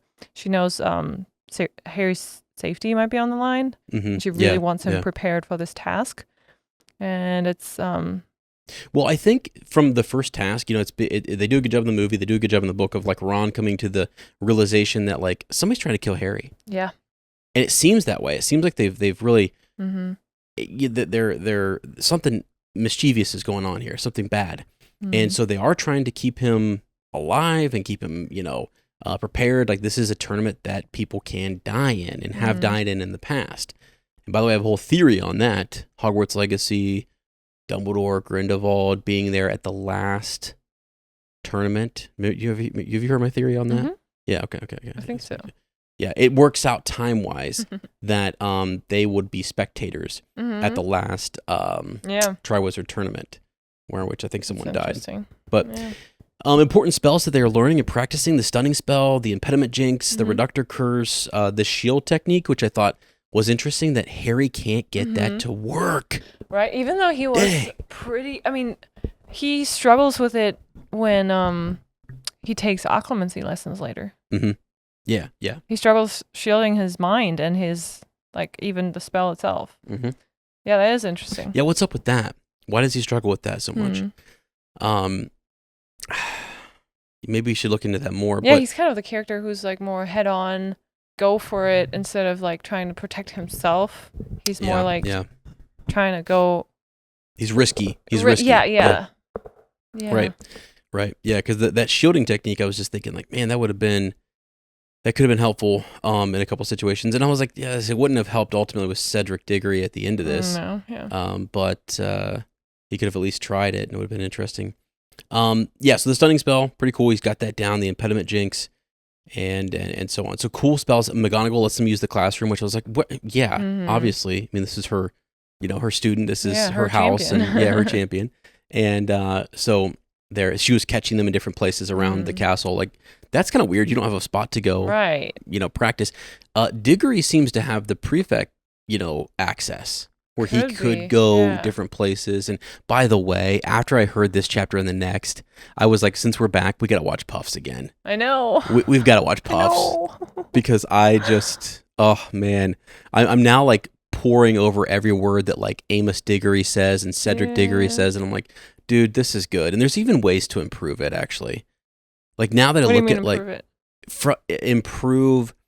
Okay, so an author writes her story, right? So she writes her story. It's out there. It's done. But oftentimes, authors have edits and things that they wanted to put in that they took it out, or extra tidbits that they could have added to Diggory's character, extra decisions, and just different ways it could have gone. Yeah. In the TV show, I believe they'll do that. I think J.K. Rowling has a lot of like, well, this was in the first draft. Yeah. And I just decided there wasn't enough room where I kind of altered it, but maybe it would be cool to see more from this. It'd be 100 times more heart-wrenching to see him go if we would have known him a little better. If the audience can grow to like him a little more versus just a few interactions with Harry. Exactly. And I think leading into this, like in the Prisoner of Azkaban, was it? Or I forget which, I think it was that one where he faces Hufflepuff and Diggory. Yeah, and it's the Dementors and Diggory beats him, and you have that context. So you can start to develop Diggory a full season before you get to... True. That'd be great. Yeah, to this tournament, because we did in the books. We experienced him there in a small way. But I think, just getting to know him more and having some of these decisions, we're going to get into, we'll get into it later when Diggory is like when they take the cup and stuff together. But man, it's just like, anyway, okay, moving on. Sirius does send frequent owls. He keeps telling, he's encouraging Harry. He's telling him to focus on surviving the third task. He's all about just like, hey, wanting him to help. I think he sends like a muddy paw print or something, right? So cute. Just to encourage him and stuff. Now, we have a couple other strange things here. We're getting to the bottom of who Rita Skeeter is. She That's a posts big deal. another nasty article about Harry, which is also Right. kind of foreshadowing how they're gonna depict Harry's character or personality or person, as a public person next school year. Yeah, they're already laying the groundwork for that Right. here. Yeah. So if you were following this tournament, you're following who Harry Potter is, and you're reading the Daily Prophet and Rita Skeeter, you already have started to build this Yeah. crazy narrative. So first you get Draco's strange behavior. Let me talk about that real quick, and then we'll get into the article. He's standing beneath a tree. There's Crabbe and Goyle acting like bodyguards. Malfoy appears to be talking into his own hand, right? Harry jokes that it looks like he's talking with a walkie-talkie. Right, that's kind of funny. Yeah, like that a Ron muggle, doesn't know what it is. like a muggle item and, Yeah. and whatnot. And then Hermione says, "Come on, guys! Again, electronics don't work here, so not going to happen." Makes you think, like, remember when digital watches were a big deal? Yeah. Remember when we were little and we had watches were cool in America. I don't know. We'd get a watch and we thought that was fun. Yeah, I used to have a small one. Yeah, and like would that work? I mean, it's electronic? It's battery powered? I guess they talk about their watches, but I think watches they don't have to be battery powered. No, they don't have to be. No, That's what I'm just saying. Would a digital watch like that, work? No. I guess not. Probably not, no. Right? Okay. You would have to be able to read the time on an analog watch, which a lot of kids nowadays struggle with. And I don't blame them because they always see the time in numbers as, digitally. Yeah, absolutely. So how are they supposed to learn, have practice in reading the time? Right. Yeah. On an actual clock. But anyway. anyway. It's the funness of like some of these students being muggle born and knowing what these items are. They would bring their electronics trying to, set their PlayStation up in the common room. And they're like, what the heck? I know. I'm like, what the heck? What? I it feel takes a lot for them. Some of them might be like, I don't want to be here. Yeah. I want to be at my computer at home. Right. They kind of joke about that in Puffs too. Yeah, they I think do. They're sending emails or something. Or no, they send owls, but he had a Game Boy or something he was playing. Right. Because he was a Muggle born, yeah. Anyway. Yeah.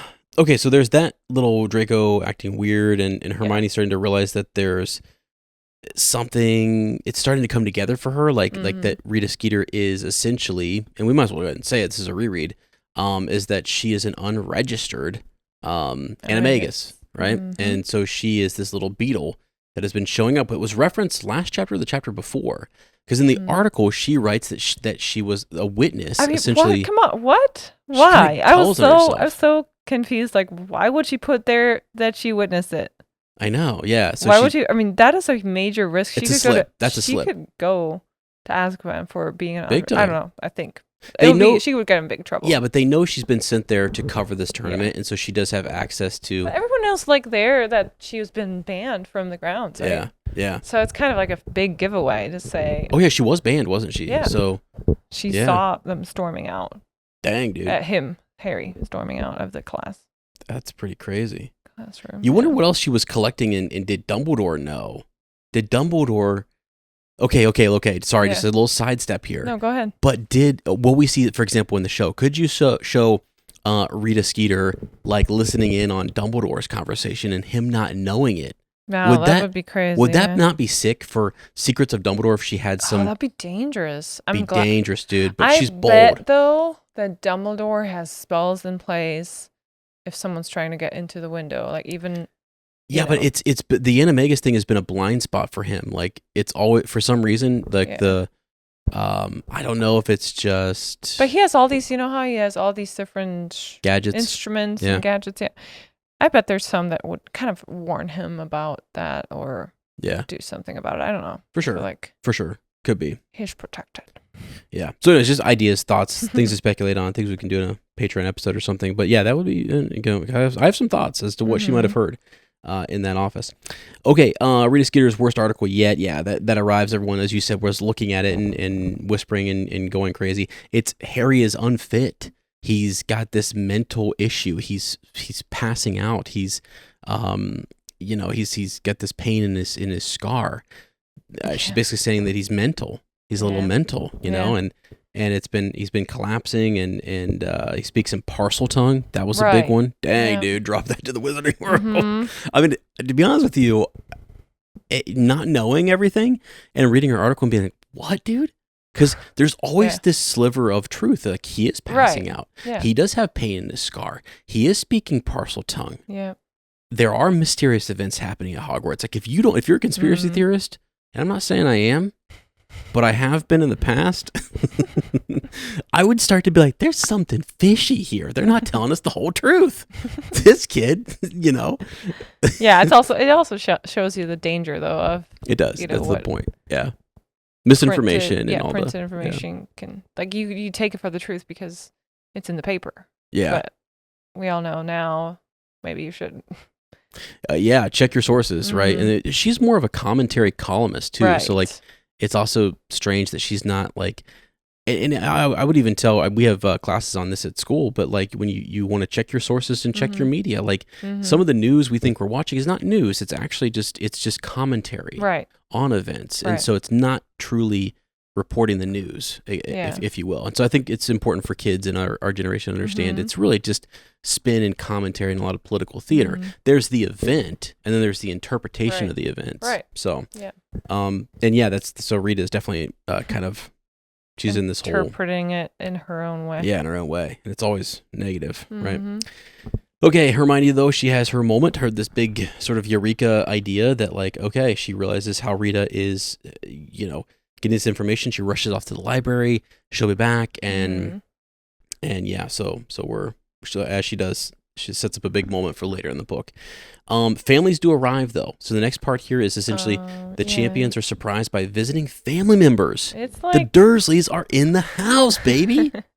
No, the Dursleys do not show up. Wouldn't that be crazy? I told you, I was like, what if? Oh, I know. I said, what if Petunia actually came? Or I also wrote down, do you think they did send an invitation to the Dursleys? And what did they do with it? Absolutely, they did. Fairness. Did Dumbledore's Petunia... fair. Yeah, I know. They probably send it. Right. I would love to see in the HBO show her get the invitation and struggle with it, at least. Yeah. And be like, oh, should I go? It's my chance to go see it. Oh, not I know. Tell Vernon. It is not tell huge. anyone. Petunia Temptation. always wanted to go there, and now there's an invitation for her to go there. Right. Yeah. It's actually... I mean, like, it's for her. It's kind of a big deal. Her nephew is a Triwizard champion. Think she would just, crinkle up the paper and throw it in the fire out of spite. Well, she could, but I think in front of Vernon, it's also like she doesn't want to drop her guard, and she's built up this like, I hate that place so much. But there's also it's from a place of I wanted to go. I was fascinated. I would have loved to have been. I know that her as a little girl wanted to experience that, and now she's probably bitter about it. Like, oh, how ironic that my nephew that I hate would be the reason for me to go there. Yeah, exactly. I know. But they miss, it's an opportunity. This whole relationship could have been so different. Right. The whole what if scenario of what if the Dursleys actually raised Harry like their own son and were like different people basically, but like, would be decent, normal people who love their nephew and take him in as their own. Okay, let me paint a picture for you, a scene real quickly. I know we were going to do like this chapter discussion is going a little bit long, but I know. We're not even there at the third. We're not even there. I'm gonna sum it up fast here. So imagine real quickly though that Petunia responds and says, "Dumbledore, I'm going to come, okay, and I'll be there." And then she's like, "I don't want Harry to see me." Oh. And Dumbledore puts a disillusionment charm on her. She's standing in the corner or something, and she gets to watch all of this, and he's with her with his hand on her shoulder and watching this all kind of happen. This is who your nephew is, right? Yeah. And then when they all leave and walk out of the room, he takes it off, and there's a small conversation between Dumbledore and Petunia, and she's weeping, and she's just, yeah, a little they never distraught. Get to see she doesn't say anything. She doesn't admit anything. Yeah. She's just crying. We interpret it how we want, and she leaves. Like, dude, I mean, it would add something to the show that I'd be like, dang, dude, this is got me a little bit. Because if you can make an audience feel for Aunt Petunia, who turns into a cruel person. I mean, she's cruel to him, but loving to her son, and probably a wonderful mom to Dudley, right? So, right? I mean, in a way, she is. She loves him. She loves Vernon. I'm not saying she makes all the right decisions. No. But I'm just saying, in her own way, right? Okay. The family scene though is pretty Mhm. big. It is a big moment for this podcast for Oh, I know. Fleur and Bill. I mean, Can't go without mentioning it. That come they, on, they come met on. there, and it's kind of cute. Like Fleur is just kind of like checking him out, and Just checking him out. Harry it notices. says something like, "Oh, she definitely doesn't have anything against his long hair or ponytail and his earrings or something." Yeah, like his fang earrings or something. Yeah. Yeah. So I was like, that's And- kind of cool. It's also cute, like hearing Bill and Mrs. Weasley reminiscing about their time at Hogwarts. And, Right. oh, is the fat lady still here? And Mm-hmm. like they eat dinner with or eat, I don't know which meal, but they eat with Harry in the Great Hall and all that stuff. So that's great. And the attention to detail is that there's a portrait in that room who's friends with the fat lady. Yes, and she looks You know? at Bill, right? Yeah, and she looks at Bill and she's checking Bill out Yeah.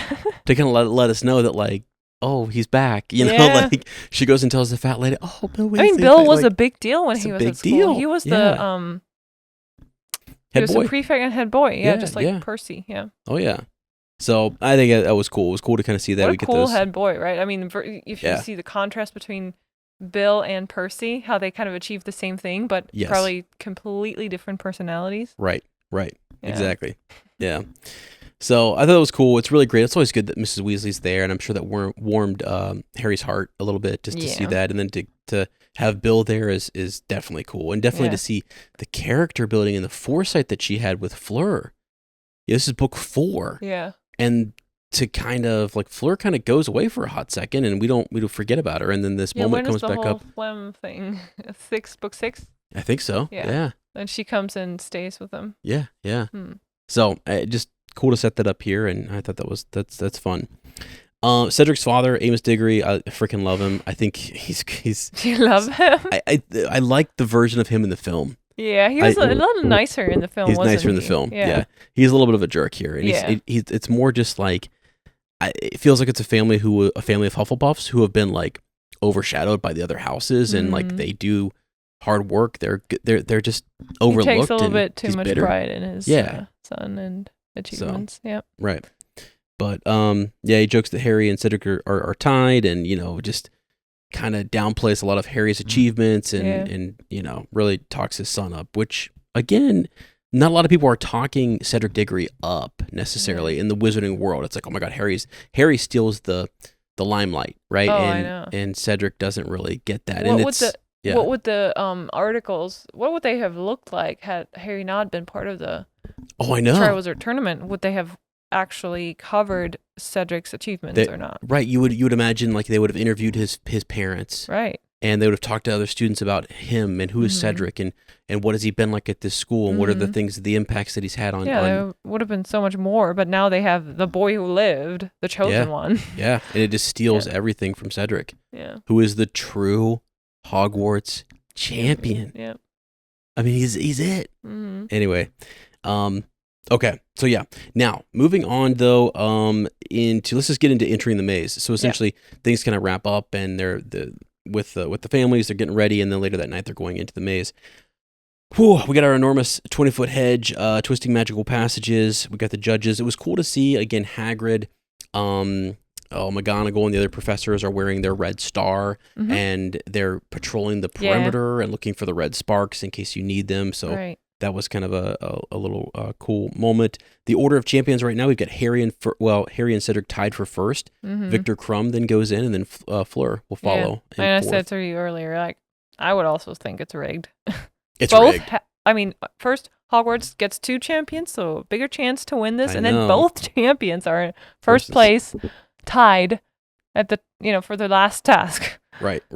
I mean, it is rigged, but Yeah, it's rigged. It's rigged big time. So, Yeah. let me just hit these obstacles. Yeah. There's several of them, and I'm just going to give you guys the quick play-by-play here of the events. sure. So Harry goes in, splits ways with Cedric Diggory, and then you've got the blasted Scroots. So Harry immediately encounters one of Hagrid's blasted Scroots. Did he? I thought it was Cedric. Oh, sorry, Cedric does first. You're Yeah. right. It's later that Harry will. Mm-hmm. So sorry, Harry does encounter one and does the impediment Yeah. jigs. He was like wondering, like nothing's happening, and I mean, right. now Yeah. you start to wonder: is it because Crudy was able to keep him safe, kind of through whatever yeah. he's doing with his Right. work. Manipulation. Yeah. Yeah. Yeah. Because Harry's like, oh, this is almost like a false sense of security. Mhm. Nothing has happened yet. He's keeps going and just using his point me spell. Right, but I think that is the first obstacle he still encounters, though, is the I blasted I screw. thought it was the Dementor Boggart. You're right. No, is it that one first? Okay, yeah. I think you're Let me right. see. I have a book up here. No, I think you're right. It is the Dementor. You're right. And he tries to use Expecto Patronum. It doesn't work. It's actually because it's a Dementor, but it's a Boggart, and so Yeah. he'll use Ridiculous and get it out of there. True. Yeah, because I thought like, what happened to it? Where did it go? Like back in the classroom, it went into a closet, but I'm like, did it just disappear? Like, what happened to the Boggart? Like, where does it go? Where did it hide or whatever? Yeah. So he and Cedric split up, and then they keep walking, and nothing happens to Harry. He just hears the other champions enter. Mhm. And then he and Cedric meet again, and Cedric is like, Burned sleeve. right, and he's yeah. like, it's the Scroots, and It's the Scroots, bro. you know, Hagrid's blasting the Scroots. They're enormous. I only just got away. And then they split up again. Harry's trying to get away from where he heard Cedric say that the Scroots are there. And then he meets the Boggart. Did the Scroots ever come back in the end? What do you God, could they have come back at the Battle of Hogwarts? mean? I don't know if they can think that well. I know, but just like, wouldn't it be cool if they somehow did? I always think about like the dragon. Norbert never came back. Fluffy never comes. Yeah, Fluffy never comes back and helps, and you're like, where are these magical creatures when Hogwarts needed them most? Maybe anyway. send him to Newt. Maybe, yeah. So, okay, so yeah, we had the Dementor attack, and then the Mist. The Mist is a big one. That is definitely I loved that. What? I didn't look that up. Let me do it real quick. Well, I here. do have the link here. Hang on. Oh, you do? You do? Read Okay. it. It's called Limbo Mist. Limbo Mist. At I least like that. that's what it's called on the wiki. I like that. Because it's strange. I mean, he is completely flipped upside down. Right. He feels like he's falling into the sky.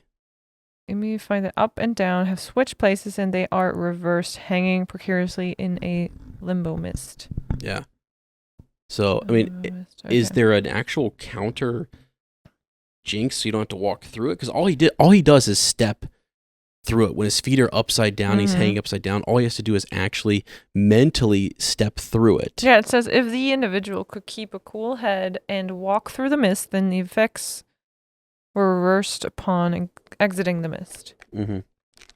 Okay.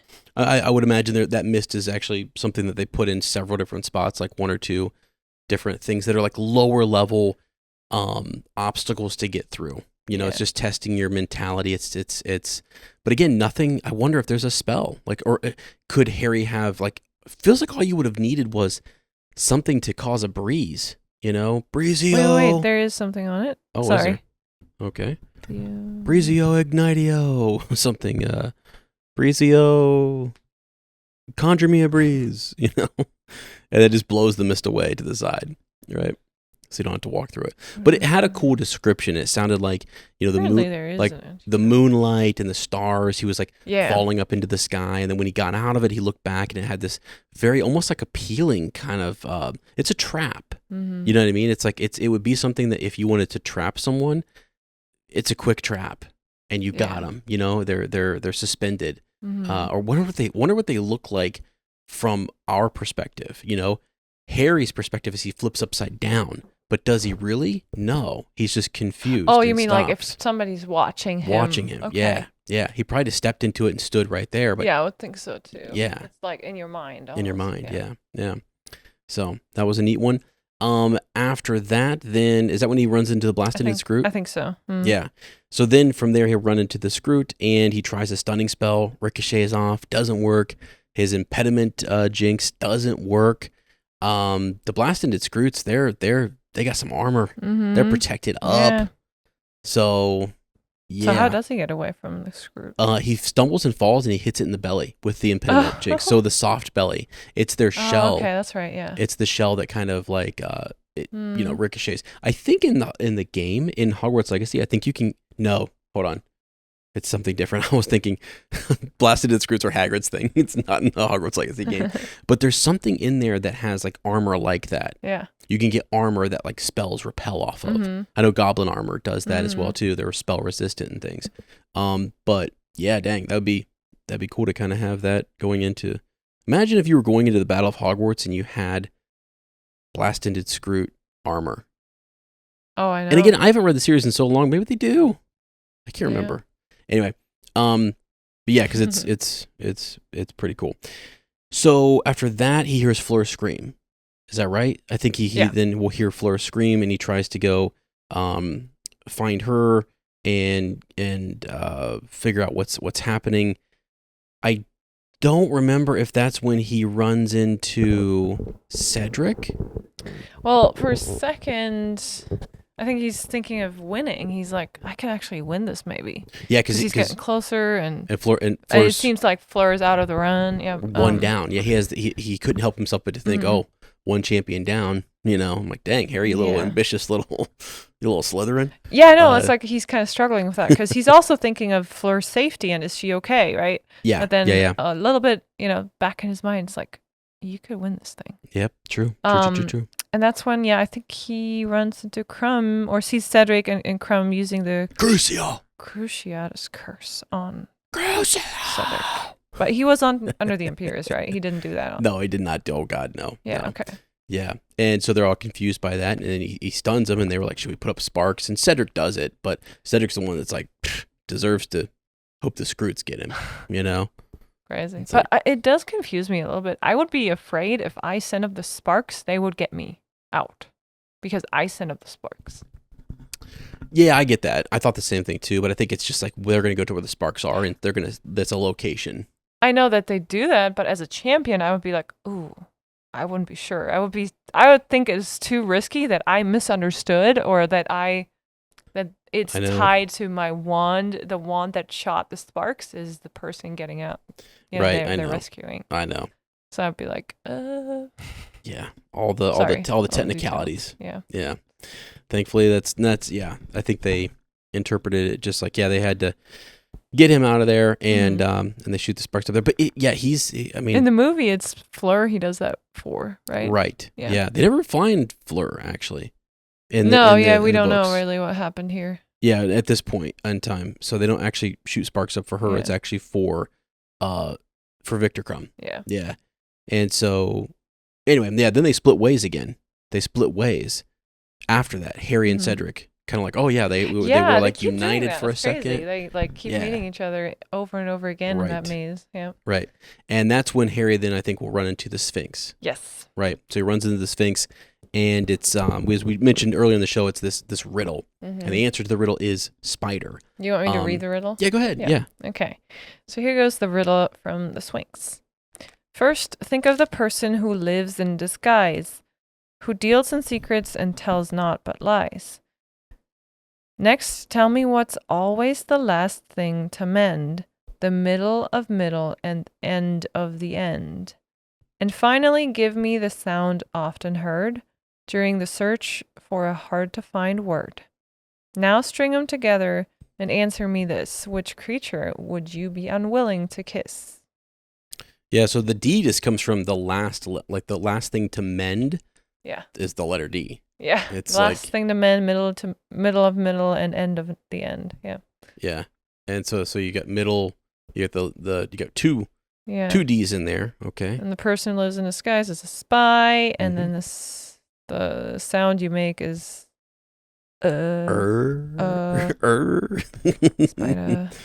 Spider. That's a spider. Yeah. It's funny to us, but yeah. So there we go. I mean, that's Harry's kind of like shocked that he was able to. He's worried. Yeah. Okay, so my question would have been, I would have read the riddle to you guys, and I would have asked you, do you think you could have solved the riddle? Right. And now I'm asking you, sweetie, do you think you could have solved it? No, I would have had he would have had to give the riddle to me multiple times. I'd have had to really think through it because I was like, I would sit there for I don't know ages, how long. Bro, ages. That's why I'm always like, Ravenclaw. I'm a Ravenclaw, and I'm supposed to like get into my. Nah. Yeah. I You don't know, think after a long day of like classes, and your brain's just mush, and you're just like. And you just saw Victor doing the Crucio curse. Like, dude, I'm out. Like, Yeah. I would have saw the Sphinx and like heard the riddle, and then she said like, if you don't answer, you can Right, just you can walk away. walk away. I would have heard it, Yeah. and if I didn't know it right away, I'm not gonna spend time on this. No. There's yeah. gotta be another way. Peace. I wonder though, is there only one Sphinx? And if you want to get to the cup from the other side, like Cedric did he encounter a Sphinx or did he encounter something different? Don't know. Yeah, that'd be kind of cool. Again, room for the show to do something like that, to show him encountering something on the other side, a different magical creature. Who knows? I don't remember if they go over that. But yeah, that would be. It'd be cool if there was two in different riddles. You know, yeah. Or they each encounter it and they had to. Yeah, like almost like it. you can't just use pure magical power to get to the cup. You have to also use your brain. Yeah. Which I like. Yeah. Now, right after this, though, Harry is running and ironically will run into a giant acromantula or a spider. And it's about to attack Harry Potter. Or, sorry, Harry sees it about to attack Cedric Diggory. Yeah. Right? So, and then he's like giving him the warning. Cedric's running towards the cup and about to get it. And I kind of wonder, like, Harry gives him the warning. Like, I would have been like, yeah, right. And kept running. I know. If I was Cedric. What if Cedric could have outran it? Yeah. You know? It's like, I don't know. Anyways, I think. But it's so sad to think, like, yeah. you know, Harry helping Cedric is actually. He should have just left him to the spider or the maze. Cedric actually says to him multiple times, like, dude, you take it. I know. They both look at Take each other it. like, no, you take it. No, you take it. No, Yeah, you take it. It's nice. It's good. And I'm glad they came to this sort of like, let's take it us together. both. Because But- really, they did help each other back and forth. They are going to be co-champions. It is a weird year. And, you know, they did help one another. And it was twice. Yeah. I think it's twice, that like he stupefies Victor Crumb for Diggory. In the spider situation, it's in the air for me because Diggory could have outran the spider had he not have just said something. I think he could have got out of there. He seemed to be very close. He seemed to be pretty close. I think he slowed him down. Sorry, Harry, but I think. But also, yeah, I mean. Whatever. I'm not gonna call that. I'm a Diggory fan, as you guys know. So I'm gonna say he could have. He could have whatever. I have a. Not really. I'm not really being serious, but just something to think about. So imagine you're in Crudy's position, and he's kind of I'm imagining somehow. I mean, with his eye, but also, I don't know what he's using, what kind of spells he's using to keep track of what's happening in the maze. Because his big task, like he's almost there, right? This whole year, he's pretended to be a teacher, actually taught lessons and exams, and like this whole mission is coming to an end right here, and he can't screw it up. It's so crucial for him that the right person gets to the cup first. Oh yeah. And like imagining him seeing Cedric is almost there. He probably sent that acromantula there. I don't know. Came flying over the hedge. I mean, Wingardium Leviosa, dude. The acromantula didn't know what hit it. No, the acromantula. Like, woo. That's what I'm saying, dude. Like this thing attacking. I actually thought that kind of strange. I was like, where did this thing come from, dude? Now imagine like being Crudy, and you see what's going down there. And he sees or hears somehow, maybe he has like one of those extendable ears or a charm that he can actually hear what they're saying. And he's like aware that Harry's basically saying, oh, you take it. You take it. Yeah, yeah. What if he's like, no way. Oh, yeah. I did not do this for you, Harry, to now say, oh, Cedric, you take it. He's crapping his pants. What if Cedric would have actually been like, yeah, okay, I'll take it for Hufflepuff, you know? But Crudy's like, using the Imperious Curse on Cedric when he told, and then, for Cedric to make him tell Harry that he can take the cup. Oh my God, wait, are you saying that possibly Cedric was under the Imperious Curse there? I mean, it's not impossible. I'm just like trying to imagine being Crudy in that situation. When did he take control of Victor Crumb? Because he definitely because Victor was already like, he's out of the game now, so right, so he has to kind of somehow make sure that he gets there. That's cool. That's actually kind of cool. I don't know It's You just a one. No, it's fun. It's fun because thing. you're right. It cannot mess up, and it's so close to messing up Yeah. that like he can't send Cedric Diggory there. But like if they both go, okay, that's fine. But if Diggory goes there, it's just screwed. Let's read their conversation here real quick. Okay. Okay. So they fight the spider. Stupefy. Blah blah. Harry, you're right. Did you fall? And you know, Harry. His leg is a little injured. Cedric. So Harry's there, injured. Cedric was standing feet from the Triwizard Cup, which was gleaming behind him. Take it then, Harry panted to Cedric. Go on, take it. You're there. But Cedric didn't move. He merely stood there looking at Harry. Then he turned to stare at the cup. Harry saw the longing expression on his face in its golden light. Cedric looked around at Harry again, who was now holding on to the hedge to support himself. Cedric took a deep breath. You take it. You should win. That's twice you've saved my neck in here. That's not how it's supposed to work, Harry said. He felt angry. His leg was very painful. He was aching all over from trying to throw off the spider. And after all his efforts, Cedric had beaten him to it, just as he'd beaten Harry to ask Cho to the ball. Mm-hmm. The one who reaches the cup first gets the points. That's you. I'm telling you, I'm not going to win any races on this leg. Cedric took a few paces nearer to the stunned spider, away from the cup, shaking his head. No, he said. Stop being noble, said Harry irritably. Just take it, then we can get out of here. Cedric watched Harry steadying himself, holding tight to the hedge. You told me about the dragons, Cedric said. I would have gone down in the first task if you hadn't told me what was coming. I had help on that too, Harry snapped, trying to mop up his bloody leg with his robes. You helped me with the egg. We're square. I had help on the egg in the first place, said Cedric. We're still square, said Harry, testing his leg gingerly. It shook violently as he put weight on it. He had sprained his ankle when the spider had dropped him. You should have got more points on the second task, blah, blah, blah. You say behind. I should have done that. I was the only one who was thick enough to take that song seriously, said Harry bitterly. Just take the cup.